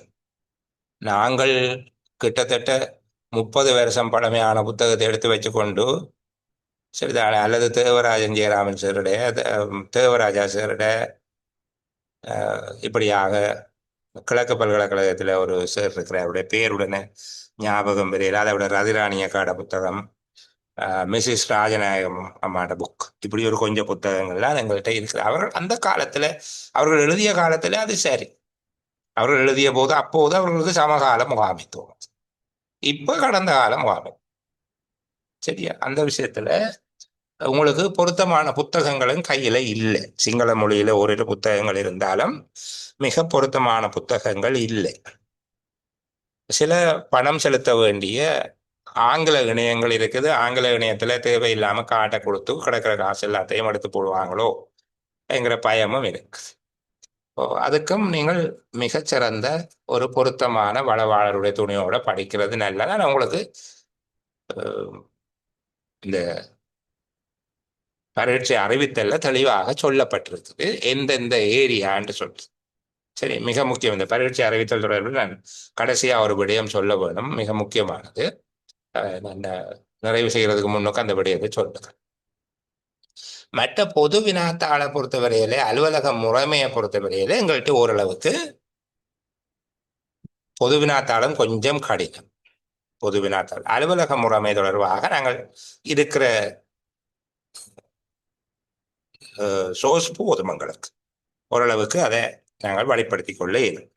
சரி, அப்போ அதுக்குரிய மூலங்கள் இப்போ என்னுடைய சேலமருவில் பங்கு கொள்கிறவர்கள் என்று சொல்லி யோசிக்க தேவையில்லை. நான் தேடுகிற அவ்வாறான ஆவணங்கள் போன்றவை நான் பொது வழியில் பகிர்வேன். சரி, நீங்கள் அதை பெற்றுக்கொள்ளலாம். நீங்கள் வேறு எங்கேயாவது படித்தா கூட பிரச்சனை இல்லை, என்னிட்ட கேட்டேன் அந்த ஆவணங்கள் தயார் செய்தால் நான் கொடுப்பேன். தயவு செய்து நோட்ஸ் போடுங்கன்னு என்ன கேட்கக்கூடாது, நானே அப்படி ஒன்று வச்சிருக்கிறேன், சரிதானே? என்னிட்ட இருக்கிற நான் சொல்லுகிறது சத்தியமான வார்த்தை. சமூக சேவை உத்தியோகத்தர் பரீட்சை அடுத்த சனி ஞாயிறு நடக்க போகுதுன்னா எனக்கு நிறைய பேர் ஃபோன் பண்ணி நீங்கள் வகுப்புகள் செய்த நீங்களாம் அந்த நோட்ஸை ஒருக்கா போடுங்கோ என்று சொல்லி என்னட்ட ஒரு நோட்ஸும் இல்லை. சரிதானே, அந்த யாரோ ஒரு மன்னன் கொண்டு போய் குளத்து தண்ணி அள்ளி காட்டின மாதிரி இதுதான் என்னுடைய செல்வம் என்று நானும் இந்த 6 புத்தகத்தையும் தான் தூக்கி காட்டுவேன். இது தவிர என்னுடைய வாசிப்பு அது துண்டு துண்டு துண்டா நிறைய பேருடைய புத்தகத்தில இருந்து வாசிப்பு. சரியா, கனகசிங்கம் தேரோ, வன்னியசிங்கம் தேரோ, ராஜராணி அக்காவோ அல்லது தேவராஜா சாரோ, ஜெயராமன் சாரோ, அப்படி யார் எழுதுனது எல்லாத்தையும் வாசித்து அதை அப்டேட் பண்ணி கொள்வதே தவிர அது என்னட்டு ஒரு நோட்ஸாக இல்லை. அது நோட்ஸாக இருக்காது. சரிதானே, நேற்றைய பால் இன்றைக்கு பால் இல்லை, இன்றைக்கு அது பழுதா போனது, இன்றைக்கு புதுசாக இருக்கணும், இன்றைக்கு கிடைக்கிறதான் பால். அது நீங்கள் முந்த நாள் வாங்கின பால் இருக்கும் உங்கள்கிட்ட அதை அந்த போத்தலோட தான் கொண்டு கேட்கக்கூடாது. அது பிரயோஜனம் இல்லாதது. அது தயிர் கூட இல்லை, அது பதப்படுத்தினா தான் தயிர். சரியா, எப்போ நான் படித்த ஏழு நோட்ஸ் நீ ஒன்று படி என்று சொல்லி பிள்ளைகளுக்கு கொடுத்த மாதிரியாக கொடுக்கலாது. நான் இப்போ 2 வருஷத்துக்கு முன்னால செய்த நட்டம் தொடர்பான வீடியோக்களை என்னுடைய யூடியூப் தளத்துல இருந்து அகற்றுவோமோன்னு யோசிக்கிறது. அது அதுல இப்ப எல்லாம் தவறா கிடக்குது. சரிதானே, அதுபோல 765வது நிதி ஒழுங்கு விதி வருடாந்த பொருட்கணக்கீடு சம்பந்தமாக என்னுடைய பழைய பதிவுகள் இப்போதுதான் வருது. அப்ப அது காலத்துக்கு ஒவ்வாதது. அந்த நேரத்தில் அது சரி, அப்போ அதுதான் சரி. சரியா, அதுபோல பொதுச்சேவை ஆணைக்குழுவின் நடைமுறை விதிகள் தொடர்பாக 2 வருடத்துக்கு முன்னர் பதிவிடப்பட்ட 1589 இருந்த நேரத்தில் நான் பதிவிட்ட விடயங்கள் இப்போது செல்லாது. அதை போய் யாராவது படிச்சா அது அவர்களே எங்கேயாவது படுகொலியில தள்ளும் பிள்ளையானபடியே கொடுத்து. உதாரணமாக அலுவலர்களுக்கு இடையிலான பரஸ்பர இடமாற்றம், ஒத்துமாறல், மியூச்சுவல் டிரான்ஸ்பர் என்று ஒன்று இல்லை, இப்ப இல்லை. அது அப்போ இருக்கும். சரிதானே, பரஸ்பர இடமாற்றம் வழங்கப்படுவதற்கான விதிகள் என்னன்னு நான் சொல்லி கொடுத்தேன். அதை போய் இப்ப படிக்கிறதோ வீணா போயிடும். அப்ப காலத்துக்கு ஏற்ற அப்டேட் இருக்கும். அது ஒவ்வொரு நாளும் மாறிக்கொண்டிருக்கிறது. மேனேஜ்மெண்ட்ன்றது, அட்மினிஸ்ட்ரேஷன்ன்றது ஒவ்வொரு நாளும் மாறிக்கொண்டிருக்கும். ஒவ்வொரு நாளும் மாறுறதில்லை, நாங்கள் காலத்துக்கு ஏற்ப அது மாறிக்கொண்டிருக்கும். அந்த மாற்றங்களோடு நாங்கள் திருப்பி புதுப்பிச்சு தான் படிக்க வேண்டும். அப்போ உங்கள்ட்ட நோட்ஸ் இருந்தால் தான் அங்கே ஒன்று சொல்லி கொடுத்தால் அது பிரயோசனம் இல்லாதது. அப்படி இல்லை, நாளாந்தம் அந்த இருக்கிற விடயத்தை பகிர்ந்து கொள்ள வேண்டும். இப்போ பரீட்சைக்கு விண்ணப்பங்கள் கோரப்பட்ட காலப்பகுதியில் இருக்கிற விடயத்தை பரீட்சைக்கு முதல் நாள் பேப்பர் செட் பண்ணுறதுல தானே, அதுக்கு ஒரு மாதத்துக்கு முன்னமே அவர்கள் அதுக்குரிய வினாத்தாளை தயார் செய்து விடுவார்கள். அப்போ ஒரு மாதம் வரையான காலப்பகுதி நாங்கள் கட்டாயம் படிப்போம். அந்த காலப்பகுதிக்குள்ளே வருகிற மாற்றங்கள் தொடர்பில் கவனம். அதுக்கு முதல் நாள் வந்த சேர்க்குலரை படிக்க தேவை. பரீட்சை மண்டபத்தை நீங்கள் போகிறதுக்கு முதல் நாள் பேப்பர் பிரிண்ட் பண்ண மாட்டாங்க தானே. எப்படியோ ஆக குறைஞ்சது 3 வாரங்களுக்கு முன்னர் வினாத்தாள் தயாராகிடும்.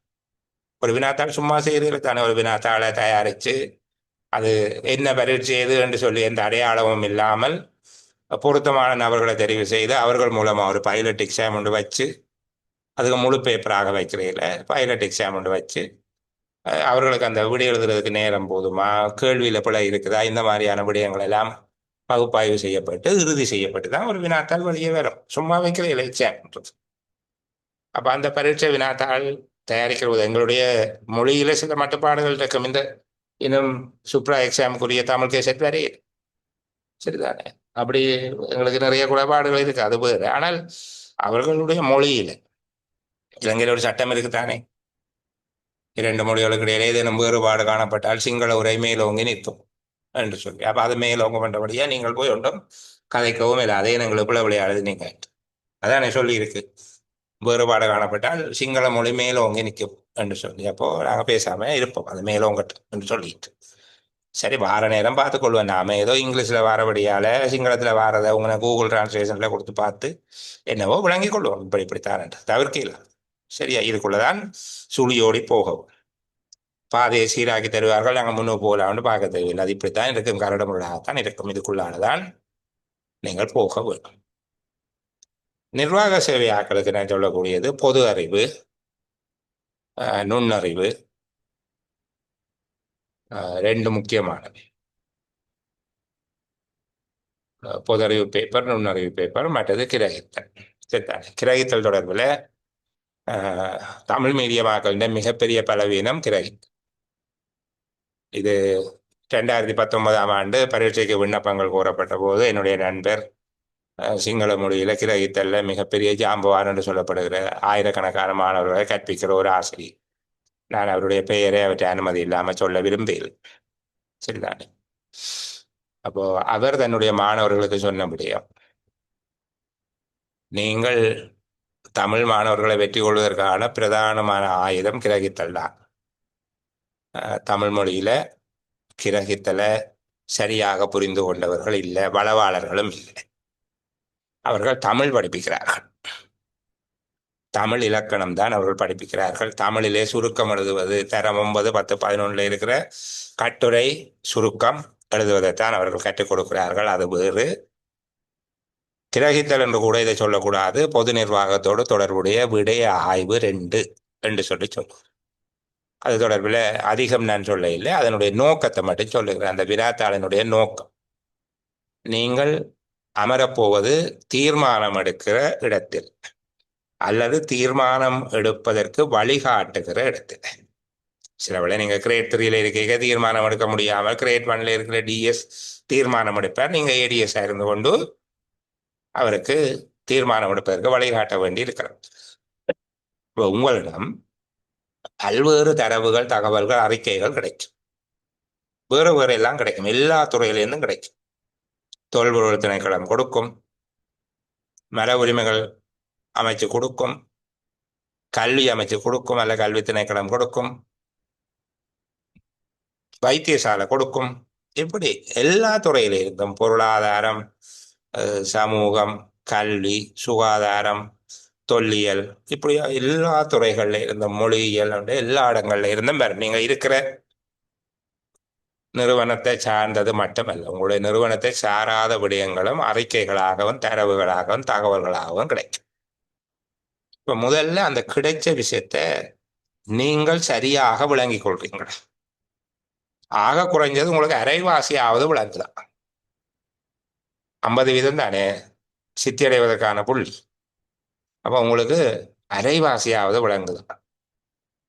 அந்த விஷயத்தை விளங்கினதை உங்களுக்கு மற்றவருக்கு விளங்குற விதமாக திருப்பி சொல்ல தெரியுமா? அதை சாராம்சம் அளித்தல், தொகுத்து கூறல், அந்த தரவுகளிலிருந்து சரியான தீர்மானம் எடுத்தல், சரியான முடிவுகளுக்கு செல்லுதல் போன்ற திறன்கள் உங்களிடம் இருக்கிறதா என்பதை பார்ப்பதற்கு தான் அந்த பரீட்சை. உங்களுக்கு தமிழ்ல சுருக்கம் எழுத தெரியுமா என்று பார்க்கறதுக்கு வைக்கிறீங்க. தரப்பட்ட தகவலை சரியாக புரிந்து கொண்டு அதை இலகு மொழியில அல்லது உங்களுடைய மொழியில சாராம்சப்படுத்த முடியுமா? மற்றவர்களுக்கு அதை எடுத்து விளங்கப்படுத்த தெரியுமா? உங்களுக்கு அதுல இருந்து சரியான முடிவை அல்லது சரியான கூற்றை, சரியான கருத்தை உங்களால அடையாளம் காண முடியுமா? அந்த திறன் இல்லாதவர் நிர்வாகியாக இருக்க முடியாது. அதனாலதான் இப்ப திறந்த போட்டி பரீட்சையில கிரகித்தலையும் உளச்சார்பையும் முதலாவது பரீட்சையாக வைத்து இந்த 2 திறனும் இருந்தால் மட்டும்தான் நீ அடுத்ததுக்கு வரலாம் என்று வச்சுட்டாங்க. உனக்கு கிரகித்தலும் உளச்சார்பு அல்லது நுண்ணறிவும் இருந்தால் மட்டும்தான் அடுத்த உன்னுடைய விடய அறிவு பரீட்சிக்கப்படும். முதல்ல திறன்களை தான் பார்க்கறாங்க, ஸ்கில். அதுல ஒரு நுழைச்சும் இல்லை, ஸ்கில் மட்டும்தான். உங்களுடைய அதுல கட்டுரை எல்லாம் எழுத கேட்கிறீங்க, சரி, ஓப்பன் எக்ஸாம்ல கேட்கிறீங்க, ஸ்கில் மட்டும்தான் பார்க்குறாங்க. அதுக்கு பிறகு அவருக்கு ஸ்கில் இருந்தால் தான், அவர் திறன்கள் இருந்தால் மட்டும்தான், தேர்ச்சி திறன்கள் இருந்தால் மட்டும்தான் அதுக்கு பிறகு அவர்கிட்ட அறிவு இருக்கும்னு பார்க்குறாங்க 2ஆம் கட்ட பரீட்சை. அப்போ இது கட்டாயம் பயிற்சி செய்யும். நிறைய வாசிக்க வேண்டும். வாசிக்கிறதை சரியாக புரிந்து கொள்கிறீர்களான்னு பார்க்க வேண்டும். கிரகித்தல் அதுபோல நுண்ணறிவு என்பது அது சாதாரணமா கடைசியாக நடந்தது SLIRC இன்லேண்ட் ரெவென்யூ எக்ஸாம்ல போன பெரும்பாலானாக்கள் முகத்தில் அற வேண்டி கொண்டு தான் வந்தார். சரிதானே? சொட்டியோ அடி வேண்டினாக்கள்லாம் கூட சில பேர் அதை வெளியில சொல்லாம தங்களுக்குள்ள முனகி கொண்டார்கள். இப்ப இந்த இடத்துல வச்ச ஒரு முக்கியமானபடியே நான் மறந்து போவேன் என்பதை சொல்லுகிறேன். நீங்கள் பரீட்சைக்கு விண்ணப்பம் கோருகிற வர்த்தமானி அறிவித்தலில் வினாத்தாள் தொடர்பாக சொல்லப்படுகிற அந்த விடயங்களை ஒரு வேத வசனங்களாக எடுக்க வேண்டாம், பைபிளாக அதை கருத வேண்டாம். கடந்த காலங்களில் அவற்றில் இருந்து வினாத்தாள்கள் விலகி சென்றிருக்கு. இறுதியாக நடந்த இலங்கை கல்வி நிர்வாக சேவை பரீட்சையில வினாக்கள் புறவயமானவையாக அமையும் என்று சொல்லியிருந்தார்கள். புறவயமான வினாக்கள் என்பதனுடைய பொருள் 1000 பேர் அந்த கேள்விக்கு விடை எழுதினால் சரியான விடை எழுதுவார்கள் என்றால் 1000 விடையும் ஒரே மாதிரி இருக்கும். அதாவது அந்த நபர் சார்ந்து விடைகள் வேறுபடாது. பரீட்சார்த்தியினுடைய தன்மை சார்ந்து விடைகள் வேறுபடக்கூடாது. ஆளுக்கால் சரியான விட வேறுபடாது. இதுதான் புறவயமானவை என்பதனுடைய பொருள். ஆனால் அங்கு கட்டமைக்கப்பட்ட வினாக்களை கேட்டார். கல்வி நிர்வாகத்தோடு தொடர்புடைய விடய ஆய்வு வினாத்தாளில் பல கட்டமைக்கப்பட்ட வினாக்கள் கேட்கப்பட்டது. அவர்கள் அது தொடர்பில் வழக்கிடுவதற்கு திட்டமிட்டார்கள். பின்னர் அந்த முயற்சி நடக்க இல்லை என்று நினைக்கிறவர்கள். வழக்கிட்டிருந்தால் சில வேளைகளில் பரீட்சை திணைக்களத்திலே ஏதேனும் அது தொடர்பில் ஒரு மாற்றம் வந்திருக்கலாம். இறுதியாக நடந்த உள்நாட்டு இறைவரி திணைக்கள பரீட்சையிலும் அதுபோலத்தான் கிரகித்தல் தொடர்பாக புறவயமான வினாக்கள் என்று சொல்லியிருந்தார்கள். 250 சொற்களில் கட்டுரை எழுதும்படி கேட்டிருக்கிறார்கள். பெரிய சுருக்கம் ஒன்றை கொடுத்து 1/3 பங்காக சுருக்கி எழுதும்படி கேட்டிருக்கிறார்கள். தடித்த எழுத்திலான சொற்றொடருக்கு விளக்கம் எழுதும்படி கேட்டிருக்கிறார்கள். ஒரு புள்ளி விவரத்தை காட்டுகிற வரைபடம் ஒன்றை வழங்கி அந்த வரைபடத்தில் இருந்து வினாக்களை கேட்டிருக்கிறார்கள். இந்த 4மே அகவயத்தன்மை வாய்ந்த வினாக்கள். 20 புள்ளிகளுக்கு மட்டும்தான் ஆம் இல்லை நிச்சயிக்க முடியாது என்பது போன்ற விடைகளை தெரிவு செய்கிற வினாக்கள் வந்திருக்கு. இப்போ நீங்க படிக்கிறார்கள் பழைய பேப்பர்களை எடுத்து வச்சுக்கொண்டு கட்டமைப்பு இப்படித்தானே நீங்களே இதெல்லாம் படிப்பிக்கிறீங்க என்று எந்த வளவாளருடையும் நீங்கள் விலகலை உண்டாக்கி கொள்ள வேண்டாம். உண்மையில பரீட்சைக்கு விண்ணப்பம் கோரப்படுகிற வர்த்தமானி அறிவித்தலுக்கும் பரீட்சை வினாத்தாளுக்கும் இடையில அண்மை காலங்களில் பெரிய அளவிலான விலகுகள் அல்லது அது தொடர்பில் தெளிவற்ற விதமாக அறிவுறுத்தல்கள் வழங்கப்படுகிற தன்மைகள் தொடர்ந்து காணப்படுகிறது. சரியா? இவ்வாறு பரீட்சையில் இருக்கிற குறைபாடுகளை தீர்க்கிறது எங்களுடைய வேலை. தமிழ் மொழியில வர்த்தமானி அறிவித்தல் தாமதமாக வருகிறது, இன்னும் வர இல்லை என்ற பிரச்சனையை தீர்க்கிறதோ, அல்லது நீங்கள் அகவயமானவை என்று சொல்லி போட்டு புறவயமான வினாவை போடுறீங்க, புறவயமானவை என்று சொல்லி போட்டு அகவயத்தன்மை வாய்ந்த வினாக்களை போடுறீங்க, இந்த மாதிரியாக அவர்களுக்கு வகுப்படுகிறதோ சாத்தியம் இல்லாதது. நான் ஏற்கனவே சொன்னது போல இந்த கரடுமுரடான பாதை கூடாகத்தான் நீங்கள் பயணம் செய்து ஈடேற வேண்டி இருக்குது.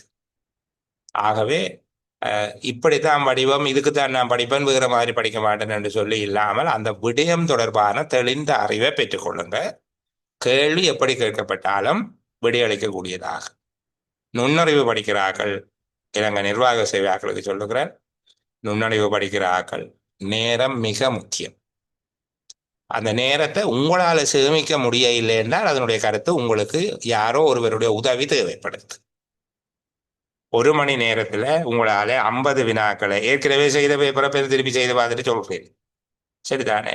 உங்களால் ஒரு வினாவே 1 நிமிடத்தில் விடையை கண்டுபிடிக்க முடியதில்லை என்றால் அது கொத்து கொத்தாக வினாக்கள் வரும், 5 வினாக்கள் கொண்ட தொகுதியாக வரும் என்றால் அந்த தொகுதிக்கு 5 நிமிடத்தில் அந்த பிரச்சனையை உங்களால் தீர்க்க முடியவில்லை என்றால் அதை விட கூட நேரம் எடுக்குது என்றால் நீங்கள் செய்கிற முறைப்படி நீங்கள் திறப்பு போட்டு கதவை திறந்து கொண்டு போவதற்கு பதிலாக எண்ணலை உடைத்து வெளியேறுவதற்கு முயற்சி செய்கிறீர்கள், அல்லது கூரையை பிரித்து வெளியேறுவதற்கு முயற்சி செய்கிறீர்கள் என்பது அதனுடைய பொருள்.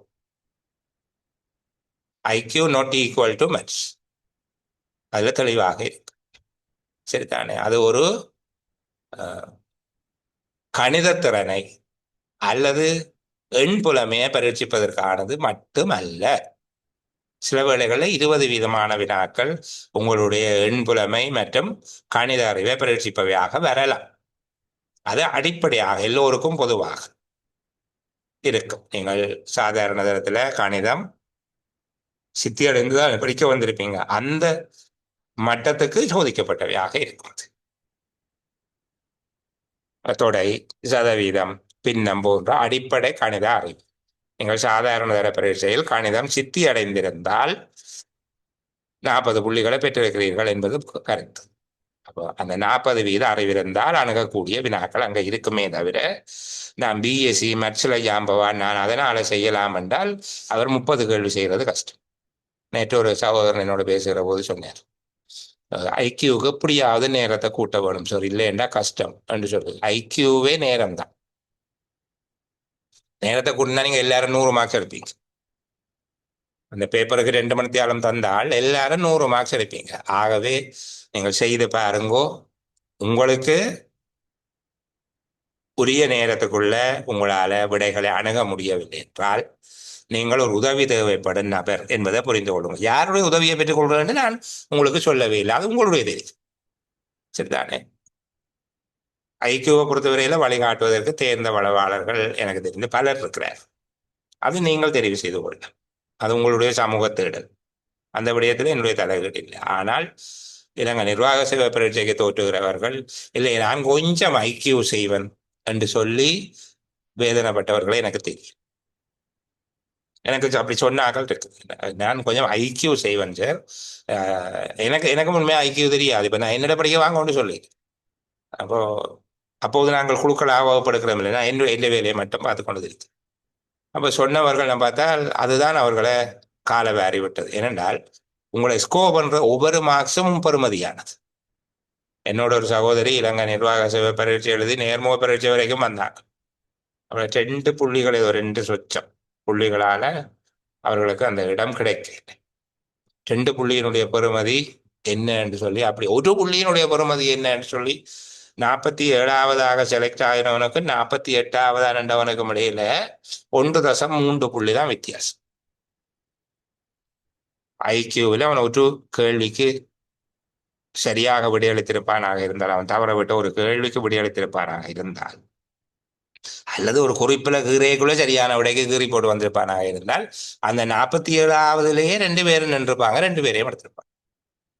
அந்த ஒரு புள்ளியினுடைய பெறுமதி என்னங்கிறது. இப்போ நீங்கள் ஐக்கியூ நான் பாஸ் பண்ண இது ஒன்றும் ஓஎல் எக்ஸாம் இல்லை, கல்வி பொதுத்தராதர சாதாரண தர பரீட்சை இல்லை. நான் பாஸ் பண்ணினா சரியா? நீங்கள் கட்டாயம் ஒவ்வொரு பாடத்திலையும் புள்ளிகளை அதிகரிக்கிறதுக்கு என்ன வழிமுறை என்றதை தேடி தேடி தேடி பார்க்கணும். நான் எனக்கு அது கொஞ்சம் தெரியும், நான் செய்வேன். உனக்கு தெரிஞ்சா அதை விட கூட தெரிகிறதுக்கு வழியேப்பேன். நான் இதை சொல்றதுன்ற அர்த்தம் ஒரு ரிசோர்ஸ் பர்சன்கிட்ட போக வேண்டதில்லை. உங்களுடைய செய்கை முறையை நீங்களே மதிப்பீடு கொடுங்க. சரியா? அப்படி மதிப்பிடுகிற நேரத்தில் உங்கள்ட்ட ஒரு மட்டுப்பாடு தெரியும். உங்களால அந்த நேரத்திலே அதை அணுக முடியவில்லை என்பதை நீங்கள் உணர்ந்தால் இன்னொருவருடைய உதவி உங்களுக்கு தேவைப்படுகிறது. அது ஒரு வளவாளராக இருக்கலாம், உங்களோட அண்ணன் தம்பியாக இருக்கலாம், அல்லது உங்களோட கூட இருக்கிற யாராவதாக இருக்கலாம். ஆனால் கட்டாயம் அந்த உதவியை பெற்றுக்கொள்ளலாம். அதுபோலதான் பொது அறிவு. பொது அறிவு படிக்கிற SLASகளுக்கு நான் ஒரு விடயம் சொல்லுகிறேன். கடந்த 3 வருஷமா வந்த பொருளியல் புவியியல் பேப்பர்ஸ் எடுங்க. கடந்த ஒரு 3 வருஷம் வந்த பொருளியல் புவியியல் வினாத்தாள்கள், அதில் அபிவிருத்தி புவியியல், அதுபோல பொருளியல்ல செகண்ட் பார்ட் இலங்கை பொருளாதாரம், ഇതിന്റെ மார்க்கிங் ஸ்கீம் எல்லாம் பரீட்சை திணைக்களத்தினுடைய வெப்சைட்ல இருக்கு. அந்த கேள்விகளும் அதுக்குரிய விடைகள் புள்ளிகள் திட்டம் அதுல இருக்குது, நீங்க எடுக்கலாம், தரவிறக்கம் செய்து கொள்ளலாம். கடந்த காலங்களில் அந்த விடயங்கள் தொடர்பில் அதிக கரிசனை காட்டப்பட்டிருக்குது இலங்கை நிர்வாக சேவை பொது அறிவு பரீட்சை. அதுதான் அப்படியே வரும் என்று சொல்ல இல்லை. அதுல கணிசமான விடயங்கள் சமகால நடப்பு விடயங்களாக இருக்கிறது. இலங்கையினுடைய பொருளாதாரம் தொடர்பாக பொருளியல் பாடத்தின் சாதாரண அல்ல, உயர்தர பொருளியல் பாடத்தினுடைய 2வது வினாத்தாளின் 2ஆம் பகுதியில கேட்கப்படுகிற வினாக்கள் அதிகமானவை இலங்கையினுடைய பொருளாதாரம் சார்ந்த பொது அறிவு பரப்புகளாக இருக்குது. அவற்றை தேடி எடுத்த கடந்த 3 வருடங்களாக நடைபெற்ற பரீட்சைகளும் அவற்றுக்கான புள்ளியிடல் திட்டங்களும் பரீட்சை திணைக்களத்தினுடைய இணையதளத்தில் நீங்கள் எடுக்கலாம். அல்லது பேப்பர் மார்க்கிங்கு போன டீச்சர்ஸ் தெரியுமாக இருந்தால் அவங்கள்ட்ட நீங்க கேட்டு வாங்கலாம். அதில் விடைகளோடு தான் கொடுத்திருப்பார்கள். அந்த விடைகளை நீங்கள் மெருகுபடுத்திக் கொள்ளலாம். உங்களுடைய வினாத்தாளினுடைய அமைப்பு தொடர்பில் கவனமாக இருக்கணும். பல்தறிவு வினாக்கள், ஒரு வசனத்தில் விட எழுதுகிற வினாக்கள், 2 புள்ளிக்கு எழுதுறது, 8 புள்ளிக்கு எழுதுகிற கட்டுரை வினாக்கள் தொடர்பாக இலங்கையில காற்றின் தரத்தில் ஏற்பட்டு வரும் வீழ்ச்சிக்கு அல்லது காற்றின் மாசுபாட்டுக்கு பங்களித்த காரணிகள் என்று சொல்லி கேட்டார் என்றால் எங்களுக்கு தெரியாது. சரிதானே. ஆனால் இலங்கை இந்த காற்றுத்தர சுட்டன் பிரச்சனை ஆகுது சில இடங்கள்ல. இந்த இந்த எண்ணிக்கையில் இருக்கண்டெல்லாம் அண்மை காலங்களில் மெசேஜ் சொல்வார். அது என்னன்னு எங்களுக்கு தெரியும். அது காற்றுத்தர சுட்டன்டா என்ன, அது ஏதோ தேசிய கட்டடங்கள் ஆராய்ச்சி நிறுவனம் தான் வெளியிடுறது. ஏன் அவர்கள் இதை ஆராய்ச்சி செய்கிறாங்க, கட்டடங்கள் கட்டுறதை விட்டுட்டு ஏன் இதை செய்கிறாங்க என்ற விளக்கங்கள் எல்லாம் அவங்கள்ட்ட இல்லை. இப்போ இப்படி அந்த கேள்விப்படுகிற விடயங்கள் தொடர்பாக கொஞ்சம் 6000 மனப்பான்மையை வளர்த்து கொண்டீங்கன்னா நல்லது. சரி, அது தேசிய கட்டடங்கள் ஆராய்ச்சி திணைக்களம் ஏன் வழியின் தரம் தொடர்பாக ஆராய்ச்சி செய்யுது? அது வளிமண்டலவியல் திணைக்களம் செய்திருக்க வேணும். அவர்களுக்கும் இதுக்கும் என்ன சம்பந்தம்? ஏன் அவர்கள் அப்படி செய்கிறார்கள்? எனக்கு எனக்கு புதறிவு தெரியாது. நான் உங்களை போல ஒரு ஆள் தான் அப்படி யோசிக்கிறது. சரியாவ இந்த விடயங்கள் இந்த மாதிரியான தேடல்களை பெற்றுக்கொள்ளணுமா இருந்தால் இதுல சில பேர் நீண்ட காலமாக அந்த விஷயங்களை தொடர்ச்சியாக தேடிக்கொண்டிருக்கிறார்கள், தொடர்ந்து படித்து கொண்டிருக்கிறார்கள். இப்ப இப்படி இப்படி இருக்கிற ஆக்கள்கிட்ட எங்களை விட அவர்களுக்கு கொஞ்சம் கூட விஷயம் தெரியும். இப்போ எனக்கு ஒரு தம்பி இருக்கிறான். அவன்கிட்ட உமாவையாக்க யாரோட காசு கொடுத்தது என்று கேட்டால் அவன் இலங்கையில் இருக்கிற எல்லா நீர்த்தேக்கங்களும் அல்லது இந்த நீர்ப்பாசன புனரமைப்பு திட்டங்களுக்கும் எந்தெந்த நாடு காசு கொடுத்தது, நாங்கள் யார்கிட்ட பிச்சை எடுத்துனாங்கன்ட்டு அவ்வளவும் சொல்லுவான். இது எத்தனையாம் ஆண்டு கல்லோயாவில் தொடங்கி இப்போ கடைசியாக இந்த இரணமடு புனரமைச்சது, அதுக்கு பிறகு என்னமோ செய்யுது எனக்கும் தெரியும். அப்படியெல்லாம் கணக்கு குளங்கள் யார் யார் எந்தெந்த குளத்துக்கு காசு கொடுத்தது இப்போ புனரமைச்சினாங்கன்னு சொல்லி, ஏன்னா அவர் அந்த விஷயத்துல அவர் ஈடுபாட்டோடு இருக்கிறார். அப்போ அப்படி இருக்கக்கூடியவர்களை உங்களுடைய உதவியாளர்களாக பெற்றுக்கொள்ளுங்க. உங்களுக்கு அவர்கள் அனுசரணை வழங்குபவர்களாக பெற்றுக்கொள்வது நல்லது. அப்படி அவர்கள் ஒரு விடயத்தை சொல்லி தருகிற போது நீங்கள் அது சம்பந்தமா நிறைய தேடி படிக்கவும். தரம் 6ல இருந்து தரம் 11 வரைக்கும் இருக்கிற வரலாற்று புத்தகத்தை எடுத்து படிக்கண்டா நீங்க என்ன வரலாற்று எக்ஸாம் எழுத போறீங்களா? இல்லை, அதுல வரக்கூடியவை எந்த பகுதிகள்ங்கிறத இன்னொருவர் உங்களுக்கு வழிகாட்ட வேணும். நீங்க போய் படிக்கும், அதுல என்னத்தை படிக்க வேணும் என்று சொல்லிட்டு. சரிதானே. அப்போ ஒவ்வொருவர் சம்பந்தமாக இப்ப பண்டுகாவியன் சம்பந்தமாக எடுத்து பண்டுகாவியன் அம்மாவுக்கு என்ன பேர், அப்பாவுக்கு என்ன பேர், அவர் இந்த என்ன சுரைக்காய் குவிச்ச மாதிரி தலையை வெட்டி குவிச்சார் என்று சொல்லி அது எல்லாம் கேள்வியே வருமாண்ட தெரியாது. ஆனா இலங்கையினுடைய வரலாறு, பொருளாதாரம், அரசியல், கல்வித்துறை, இப்படி எல்லா துறையிலையும் கேள்வி வரும் என்று சொல்லுகிறார். அப்ப கடந்த கால பேப்பர்ஸ் நீங்க எடுக்கலாம். 2013ஆம் ஆண்டு, 2012ஆம் ஆண்டு, 2014, 2016 நடந்த இலங்கை நிர்வாக சேவை திறந்த மட்டுப்படுத்தப்பட்ட போட்டி பரீட்சைகளினுடைய கடந்த கால வினாத்தாள்கள் பரீட்சை திணைக்களத்தினுடைய இணையதளத்தில் இருக்கு. எடுத்து பார்க்குற நேரம் தெரியும் அந்தந்த காலத்துல ட்ரெண்ட்ல இருந்த எந்தெந்த விடயங்களை அவர்கள் கேட்டிருக்கிறார்கள். அப்ப இப்ப என்ன விடயங்கள் ட்ரெண்ட்ல இருக்கு, நாங்கள் அந்த விடயங்களை எவ்வாறு தேடி படிப்பது? சரியா, ஏதோ 2 மணி நேரம் நீங்க வந்துட்டீங்க, உங்களோட செஷனை ஒரு மாதிரி கொண்டு போயிடுவோம் என்று சிந்திக்கக்கூடியவர்களும் பல பேர் இருக்கிறார். 2 மணி நேரம் நீங்க போயிட்டீங்க, உங்களுக்கு ஏதாவது கை நிறைய அள்ளி தந்து விட வேணும் என்று சிந்திக்கக்கூடியவர்களும் இருக்கிறார். அப்போ பொருத்தமானவர்களை தெரிவு செய்து எல்லா இடங்களிலும் போலிகள் அல்லது சுயநலம் தங்களுடைய வருமானம் என்று யோசிக்கிறவர்கள் உண்டு. சில பேர் உழைப்புக்கேற்ற ஊதியத்தை பெற்றுக்கொண்டு அதுக்குரிய பிரதிபலனை கொடுக்கிறவர்களும் உண்டு. நீங்கள் தேடி உங்களுக்கு பொருத்தமானவர்களை கண்டுபிடிங்க. ஆனால் நான் சொல்லுகிறது, நீங்கள் தனித்து முயன்று தவறி கற்பதிலும் பார்க்க ஒரு வழிகாட்டியை பெற்றுக்கொள்ளுகிறது நல்லது. நீங்கள் அந்த துறை சார்ந்து நிபுணத்துவம் வாய்ந்தவர்களாக இருந்தால், தேர்ச்சி மிக்கவர்களாக இருந்தால், சில வேளை இப்போ ஒரு நல்ல ஏஓக்கு நான் போயிட்டு எஸ்டாப்ளிஷ்மெண்ட் கூட போய் நீங்கள் இன்னொரு ஆளோட உதவியோட படிங்கன்னு சொல்ல மாட்டேன்.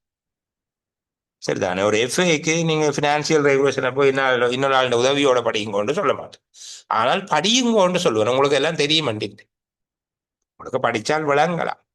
ஆனால் உங்களுக்கு எல்லாம் தெரியும் வண்டி இல்லை, நீங்கள் வேலை செய்யக்கூடிய பகுதியை மட்டும்தான் பார்த்து கொண்டிருக்கிறீங்க. அதற்கு ஏற்றபடியாக உங்களுடைய படிப்பை தொடர்ந்து கொண்டு போகும். பெரும்பாலும் செப்டம்பர் மாதத்துல பரீட்சை விண்ணப்பங்கள் கோரப்படும். இலங்கை நிர்வாக சேவைக்கு சுப்ரா பொறுத்தவரையில நாங்கள் தெளிவு, விண்ணப்பங்கள் கோரப்பட்டு விட்டது, நாங்கள் போடுற மட்டும்தான் வேலை. என்ன தமிழ் மீடியம் கேசட்டை பார்த்து கொண்டிருக்கிறோம், அவ்வளவுதான். அது வந்த உடனே நாங்கள் விண்ணப்பிப்போம். ஆகஸ்ட் மாதம் 11ஆம் தேதிக்கு முன்னாக விண்ணப்பங்களை சமர்ப்பிக்க வேணும். திரும்ப திரும்ப சொல்லுகிறேன், நீங்கள் தனியாக படிக்கிறதை விட பொருத்தமான நபர்களை இணைத்து கொண்டு உங்களுடைய நாளாந்த பணிகள், குடும்ப பொறுப்புகளுக்கு எந்த பங்கமும் இல்லாமல் நேரத்தை ஒதுக்கி கொண்டு படியுங்கள். சேலமர்வு என்று சொல்லி நடத்த வலிக்கிட்டால் சேலமர்வு 5 பாடத்துக்கும் 5 நாள் தான் நடத்த வேண்டும். வாரத்தில் 5 நாளுக்கும் 5 பாடம் நடத்த வேணும். 5 பாடத்துக்கும் போய் படிக்க போறீங்களா இல்லையாங்கிறத நீங்கள் தான் தெரிவு செய்யும். ஒரு பாடத்துக்கு 2 பேர்கிட்ட போய் படிக்கிறதா 3 பேர்கிட்ட படிக்கிறதா என்கிறத ஒன்றுக்கு 2 தடவை யோசிச்சு பதிவு செய்யும். சரிதானே? அது உங்களை இந்த இந்த தெரிவுக்குள்ள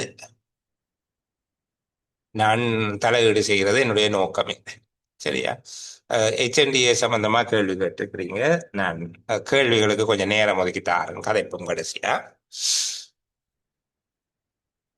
எல்லா பாடங்களுக்கும் நீங்க கட்டாயம் டியூஷனுக்கு போங்கோ. டியூஷன் தான் எனக்கு சொல்றாங்க, என்ன டியூஷனுக்கு போங்கோ அல்லது அந்த கைடன்ஸ் செஷனுக்கு போங்கோ என்று சொல்லி என்னுடைய நோக்கம் இல்லை. ஆனால் அதுக்காக போகாம விடுங்க, நீங்க சொந்தமா படிக்கலாம் என்று சொல்றதும் என்ற நோக்கம் இல்லை. அது உங்களுடைய தேவைப்பாட்டை நீங்கள் தான் முடிவு செய்து கொள்ள வேண்டும். சரியா? குறிப்பா சுப்ராக்கள் மிகவும் பலவீனமாக இருக்கிறது ஆஃபீஸ் மேனேஜ்மெண்ட். அன்றைக்கு நானும் அமல்ராஜரும் அதை பற்றி கதைச்சினாங்க. நிறைய தேட வேண்டி இருக்கிறது, நாங்கள் புதுப்பிக்க வேண்டியிருக்கு. அவர் ஒரு பெரிய புத்தகமே எழுதியிருந்தார், அலுவலக முகாமைத்துவமும் அலுவலக முறைமைகளும் சொல்லி ஒரு அற்புதமான புத்தகம். இருக்கிறதுக்குள்ளேயே இப்ப அதிக உள்ளடக்கங்களை கொண்ட ஒரு புத்தகம் உண்டு அவருடையது. ரவீந்திரன் சேர்ந்த புத்தகம் தான் இப்போ ஓரளவுக்கு புழக்கத்தில் இருக்குது. ஆனால் அவை கூட போதுமானதல்ல. அப்ப அதை நாங்கள் பகுப்பாய்வு செய்து எங்களை நாங்கள் அனலைஸ் பண்ண வேணும் தானே. நாங்கள் இந்த முறை இன்னும் நிறைய தேட வேணும். எங்களுடைய தேடலை 2 பேரும் பகிர்ந்து கொள்ள வேணும் என்பது தொடர்பில் இன்றைக்கும் அதுதான் கதைச்சு. சரியா? நீங்கள் படிக்கிறீங்களோ இல்லையோ தெரியல, நாங்கள் நிறைய படிக்க வேண்டியிருக்கு. சரியா? கஷ்டமா கிடக்கு படிக்கிறது. அலுவலக வேலை, பயிற்சி வகுப்பு, குடும்ப பொறுப்பு, பயணம் எல்லாத்தையும் தாண்டி படிக்கவும் வேண்டியிருக்கு. ஒவ்வொரு நாளும் படிக்க வேண்டியிருக்கு. ஒரு கிழமையில 7 நாளும் படிக்கிறதுண்டா இருந்து இவ்வளவு கஷ்டம் என்ன? நீங்கள் இன்னும் படிக்க தொடங்கல, நாங்க படிக்க வேண்டியதா இருக்கு. ஒவ்வொரு நாளும் படிச்சு அப்ப அந்த கஷ்டத்தை நீங்களும் கொஞ்சம் பங்கெடுத்துக் கொள்ளுங்க. நீங்களும் படிக்கும். வேற என்ன, எல்லாரும் சேர்ந்து கஷ்டப்பட்டா தான் ஏதாவது பலன் வரும். சொல்லுவாங்க குடும்பத்தில் எல்லாரும் உழைக்க வேணும், எல்லாரும் உழைக்க வேணும், எல்லாரும் கஷ்டப்பட வேணும் என்றது போல நீங்களும் உழைக்க வேணும். சரியா? நீங்களும் படிக்க வேணும். படிச்சாதான் பார்க்க வேணும். சரியா? அப்போ இந்த விண்ணப்பிப்பதற்கான தகுதி தொடர்பில் வர்த்தமானியொருக்கா பார்த்துக்கொள்ளுங்க. அதில் என்னென்றால் பல்கலைக்கழக மானியங்கள் ஆணைக்குழுவினால் வழங்கப்பட்ட பட்டம் என்று இருக்குதா, பல்கலைக்கழக மானியங்கள் ஆணைக்குழுவினால் அங்கீகரிக்கப்பட்ட பட்டம் அதற்கு சமமான தகமைகள் என்று இருக்குதான்றதை ஒரு சரி பார்த்து கொள்ளுங்க. நான் நினைக்கிறேன் HNDA அதற்கு சமமான தகமைகள் என்பதை வகைக்குள்ள பெறும். அது ஏற்றுக்கொள்ளப்படுகிறது என்றுதான் நினைக்கிறேன். சுப்ராவுக்கு ஒருக்கா பார்க்க வேணும். உண்மை சொன்னா நானும் அந்த எனக்கு அந்த கேட்ட பிள்ளை பிறகு நீங்க பர்சனலா கேளுங்க. நான் வர்த்தமானி அறிவித்தலை தெளிவுபட வாசிப்போம். மற்றது டிகிரி இருந்தால் 5 வருஷத்தோட போடலாம். அதுல இருக்கிற அந்த தகவல்கள் தொடர்பாக நீங்கள் வாசிச்சு கொள்வீங்க தானே. சரியா? அதை ஒருக்கா பார்த்து கொள்ளுங்க. இவ்வளவுதான் நான் உங்களுக்கு சொல்லக்கூடியது. ரொம்ப நேரம் உங்களை கஷ்டப்படுத்தி நெருக்கீடு கொடுக்கறது என்ற வேலை இல்லை. நான் திரும்ப திரும்ப சொல்லக்கூடியது, கஷ்டப்பட்டு படிக்க ஆரம்பிக்கும். சரிதானே? எங்களுக்கு பிள்ளையாக சொல்லி தரப்பட்டிருக்கு சின்ன வயதுல இருந்து, கஷ்டப்பட்டு படிக்கணும், கஷ்டப்பட்டு உழைக்கணும், கஷ்டப்பட்டு வேலை செய்ய வேணும் என்று சொல்லி. அப்படி இல்லை. சரியா? கஷ்டப்பட்டு படிக்கிறது, கஷ்டப்பட்டு வேலை செய்யறது, கஷ்டப்பட்டு உழைக்கிறது என்றது மனவேதனை. அது அப்படி அல்ல. சரியா? ஆசையா படிக்க வேணும், இலகுவா படிக்கலாம். படிக்கிறதுக்கு இலகுவான வழிகள் இருக்கு. நான் சொன்னது போல மிக விருப்பத்தோடு குறிப்பெல்லாம் எடுத்து வச்சு அதை திருப்பி பார்த்து குறைஞ்ச நேரத்தில் அதிக நேரம் எடுத்து நாள் முழுக்க 24 மணி நேரம் படிப்போம். அப்படியே புத்தக பூச்சி புத்தகத்துக்கு உள்ளட்டு படுக்கிறது அது உங்களுக்கு சாத்தியம் இல்லை. அப்போ நீங்கள் எப்பவுமே எவ்வளவு தூரத்துக்கு பயனுறுதி மிக்கதாக உங்களுடைய படிப்பை வச்சுக்கொள்ளலாம், எஃபெக்டிவாக எப்படி படிக்கலாம் என்று சொல்லி ஒரு வழிமுறையை பிடிச்சு கொள்ளணும். கொஞ்ச நேரம் தான் ஒதுக்கணும். சரியா? அப்போ அதுல கன நேரம் படித்தா நிறைய மார்க்ஸ் எடுக்கலாம், கொஞ்ச நேரம் படித்தா மார்க்ஸ் எடுக்கலாம். அப்படி இல்லை. படிக்கிற மெதட் தான் முக்கியம். சந்தோஷமா படிக்கணும், நல்ல மனநிலையில படிக்கணும். வீட்டில் இருக்கிற எல்லா பொறுப்புகளையும் முடிச்சு, ஏதாவது உடல் உழைப்பு செய்கிற வேலைகள் இருந்தா உடல் உழைப்புகள் இருக்கிறது இருக்குதானே. சில பேர் விளையாட போறார்கள் இருக்குது, வீடு வாசல் கூட்டுறாக்கள் இருக்குது, முத்தம் கூட்டுற கஞ்சல் கூட்டுற வேலையில் அப்படியே தான் இருக்கும். சரியா வேர்க்க கலைக்க உடுப்போல அயன் பண்ணி வச்சு மிஷினில் கழுவின உடுப்பெல்லாம் காய போட்டு எல்லா வேலைகளையும் முடிச்சு போட்டு ரிலாக்ஸாக இருந்து இனி என்னை ஒரு தரம் கூப்பிட மாட்டேன் நம்பிட்டு இப்போ வகுப்பு செயலமர்வு தொடங்கினால் 8 மணிக்குள்ள இந்த ஏற்பாட்டை செய்து கொள்ள வேணும். குடும்பத்தினருடைய உதவியை கொஞ்சம் கோரவும். சரிதானே? குடும்பத்தினருடைய உதவியை கேட்க வேணும். நான் ஒரு 2 மாதம் 3 மாதம் படிக்க வேண்டி வரப்போகுது. இவ்வளவு நாளும் நான் தனிச்சு செய்த வேலைகளில் உங்களுடைய பங்கை தாங்க. உங்களுடைய பிள்ளைகள், உங்களுடைய வாழ்க்கை துணை, அம்மா அப்பா மாமா மாமி அல்லது வீட்டில் இருக்கக்கூடிய மற்றவர்கள் அவர்கள்ட்ட வினயமாக கேட்டு ஒரு தொகுதி பணியை அவர்கள்ட்ட கையளிக்க வரும். செய்கிற எல்லா வேலையும் செய்து போட்டு படிக்கிறதுன்றது எனக்கு தெரியும். நிறைய பிள்ளைகள் நிறைய வேதனைப்பட்டு, உதாரணத்துக்கு இந்த மன்னார் ரோட்ல வெள்ளாங்குளம் சந்தையில் இறங்கி நட்டாங்கண்டலோ இந்த மாந்தை கிழக்கு பிரதேச செயலகத்துக்கு வேலையை போற பிள்ளைகளுடைய கஷ்டம் எனக்கு தெரியும். உபதேசம் சுகம். சரிதானே? சொல்லுதல் யாருக்கும் அளிச்சு நானும் சொல்லிட்டு போகலாம். அந்த பிள்ளைகளோட கஷ்டம் முதல் 4 மணிக்கு கிளம்புறது, அந்த பஸ்ஸுக்கு நெருக்கடிப்பட்டு வாரது, அதுக்கு பிறகு நடந்து ஓட்டவன் நடையுமா போறது, அந்த ஒரு பஸ்ஸை தவற விட்டு அதில் படுகிற சிரமம், இப்படி எல்லா சிரமப்படுகிறவர்களும் உண்டு. குறிப்பா முல்லைத்தீவு மாவட்டத்துக்கு போகிறவர்கள், மன்னார்ல சில பிரதேச இடங்கள், குறிப்பா முசலி போராக்கள், இது போல வேறு இடங்களும் இருக்கலாம், எனக்கு தெரியாமல் இருக்கலாம். நான் என்ன தெரிந்ததை தானே சொல்லலாம். இப்படி இருக்கக்கூடிய பிள்ளைகளுக்கு மிக கடினம். ஆனால் உங்களுக்கு ஒரு விஷயம் சொல்லுகிறேன். பரீட்சையில கடந்த காலத்துல வெற்றி அடைந்தவர்கள் மிகவும் சிரமப்பட்டு எல்லா பணிகளையும் எல்லா நெருக்கீடுகளையும் எதிர்கொண்டவர்கள் தான் சித்தி அடைந்திருக்கிறார்கள் பலர். ஒரு சிலர் வசதியாக இருந்து சித்தி அடைந்திருக்கிறார். அப்போ கஷ்டப்பட்டு படிக்காதீங்க. படிக்கிற முறையை பார்த்துக்கொள்ளும். இலகுவாக குறைந்த நேரத்துல கூட்டு முயற்சியோட படிக்கலாமா? அலுவலகத்துல நீங்கள் 8 மணி நேரமும் வேலை செய்து கழிக்கிறீர்கள். அதுல நான் மிக தெளிவாக இருக்கிறேன். சரிதானே?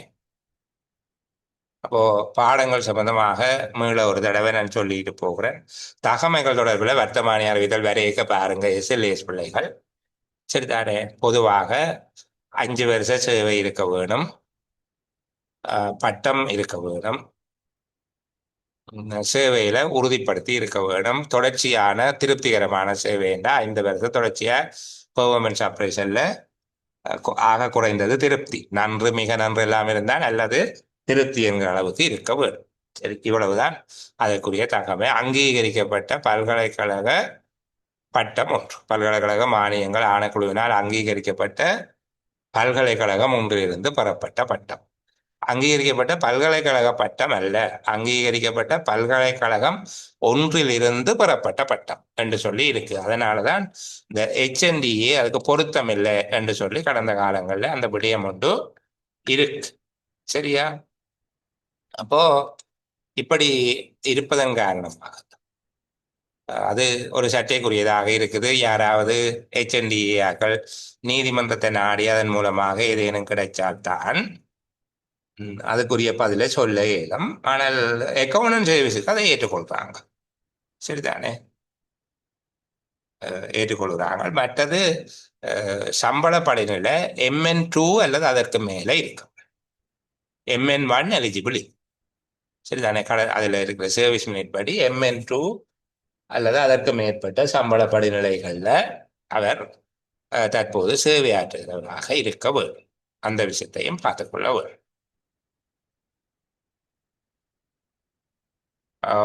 பஸ் டிவி கம்ப்ளீட் பண்ணி இருக்க வேணுமான்னு கேட்டிருக்காங்க. பஸ் டிவி கம்ப்ளீட் பண்ணியிருந்தா தான் அவர்கள் சேவையில உறுதிப்படுத்தப்பட்டிருப்பார்கள். கட்டாயம் சேவையில உறுதிப்படுத்தப்பட்டிருக்க வேண்டும். சரிதானே? குறைந்தது 5 வருடம் டிகிரி இருந்தால் சர்வீஸில் கன்ஃபார்ம் பண்ணப்பட்டிருக்க வேணும். MN2 அல்லது அதை விட மேலே இருக்கிற சம்பள படிநிலையை கொண்டதாக இருக்க வேணும். சரிதானே? 2வது EB எக்ஸாம் எல்லாம் தேவையில்லை. 2வது EB எக்ஸாம் அது பார்க்கறது. ஆனா உங்களுக்கு தொடர்ச்சியான வேதனை ஏற்றங்களை பெற்றிருக்க வேணும் என்று சொல்லி சொன்னா அப்ப முன்னுக்கு இருந்து அடுத்தது அந்த இன்கிரிமெண்ட் நிப்பாட்டப்பட்டதாக இருக்கக்கூடாது. தொடர்ச்சியான எல்லா வேதனை ஏற்றங்களையும் பெற்றிருக்கிறார் என்பதாக இருக்க வேண்டும்.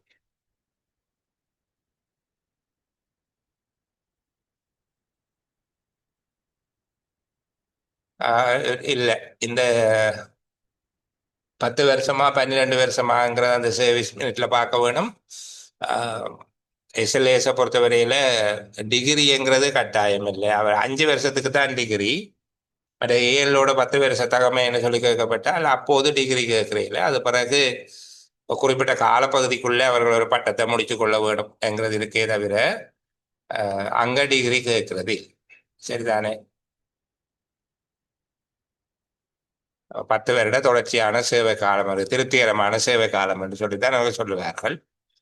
வர்த்தமானி வருகிற போது நீங்கள் அதில் இருக்கக்கூடிய அந்த தெளிவுபடுத்தல் தொடர்பாக எனக்கு தனிப்பட்ட விதமா எடுத்து கேட்கலாம். உங்களுக்கு விளங்காத பகுதி தொடர்பில் நான் உங்களுக்கு அதை பற்றி தெளிவுபடுத்தி விடுகிறேன். சரியா, ஒவ்வொருவருக்கும் ஒவ்வொரு விதமான பிரச்சனை. அப்போ பொதுவாக பிரச்சனையாக அதை நாங்கள் சொல்ல தேவையில்லை தானே. நீங்கள் உங்களுக்கு இருக்கிற பிரச்சனைகள் தொடர்பில் ஏதேனும் தெளிவுபடுத்தல்கள் அவசியப்படுகிறார்கள், எனக்கு வாய்ஸ் மெசேஜ் போடுங்க. வர்த்தமானி அறிவித்தல் வந்ததுக்கு பிறகு தான் போட வேணும் என்று சொல்லி இல்லை. நான் இதில் என்னுடைய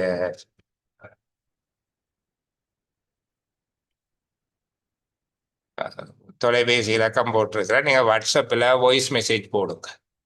உங்களுக்கு இருக்கக்கூடிய தெளிவுபடுத்தல்களுக்காக தனிப்பட்ட கேள்விகள் இருக்கிறவர்கள் வாய்ஸ் மெசேஜ் போடுங்க. நாளைக்கு நான் எனக்கு நேரம் கிடைக்கிற நேரத்தில் தான் பதில் போடுவேன். சரிதானே. ஓ, இந்த தொலைபேசி இலக்கத்துக்கு நீங்கள் உங்களுடைய சந்தேகங்கள் தொடர்பில் கேட்கலாம். என்ன உங்களோட பிரச்சனை என்ன என்று சொல்லி கேளுங்க, நாங்கள் அதை பார்ப்போம். இவ்வளவுதான் பிள்ளைகள் நான் சொல்லக்கூடியது. எஸ்எல்ஏஸுக்கு டிகிரி கிளாஸ் எல்லாம் கேட்குறீங்கள, சாதாரண சித்தி இருந்தாலும் போதுமானது. சரிதானே. எஸ்எல்ஏஎஸ் ஓப்பன் சம்பந்தமாக நாளைக்கு ஒரு செயலமர்வு இருக்குது. அது தம்பி அப்ரோச் செய்வார். அப்போ நீங்கள் அதில் கலந்து கொண்டு இந்த விடயங்களை அவர்கிட்ட இருந்து தெளிவு பெற்றுக் கொள்ளுங்க.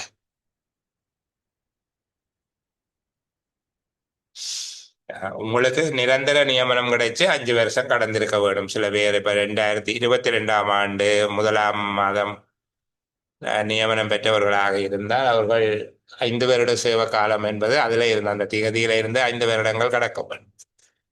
சரிதானே. அதை பார்க்க வேண்டும். அவர்கள் பயிலுனர்களாக இருந்த காலம், ட்ரெயினியாக இருந்த காலம் சேவை காலமாக கருதப்படுவதில்லை. அப்போ அதை கருத்தில் எடுத்து பார்க்கப்படுங்க. இவ்வளவுதான் நான் சொல்லக்கூடியது பிள்ளைகள். இதில் இந்த அளவோடு நான் ஒளிப்பதிவை நிறுத்தி வச்சு கொள்ளுகிறேன். ஆஃப் ரெக்கார்டிங்கில் உங்களுக்காக காத்திருக்கிறேன். உங்கள்ட்ட மைக்க தர நீங்கள் ஏதாவது கதைக்கிறதாக இருந்தால் கதைக்கலாம். மிக முக்கியம், உங்களோட மைக்கை ஒன் பண்ணுங்க. அப்போ நான் கேட்குற ஆள் மட்டும் அதுக்குரிய உங்களோட சந்தேகத்தை கேட்டுக்கொள்ளுங்க. எல்லாரும் சம நேரத்தில் பேசினால் எதுவும் விளங்காது. எந்த சந்தேகமும் இல்லை. இந்த அளவோடு என்னை விட்டா காணும் என்று நினைக்கிறவர்களுக்கு நாங்கள் இன்னும் மகிழ்ச்சியான ஒரு அழகான பொழுதில் உங்களை சந்திக்க வேணும் என்கிற பிரார்த்தனையோட பாய் பாய், குட் நைட். மற்றவர்களுக்காக நான் காத்திருக்கிறேன்.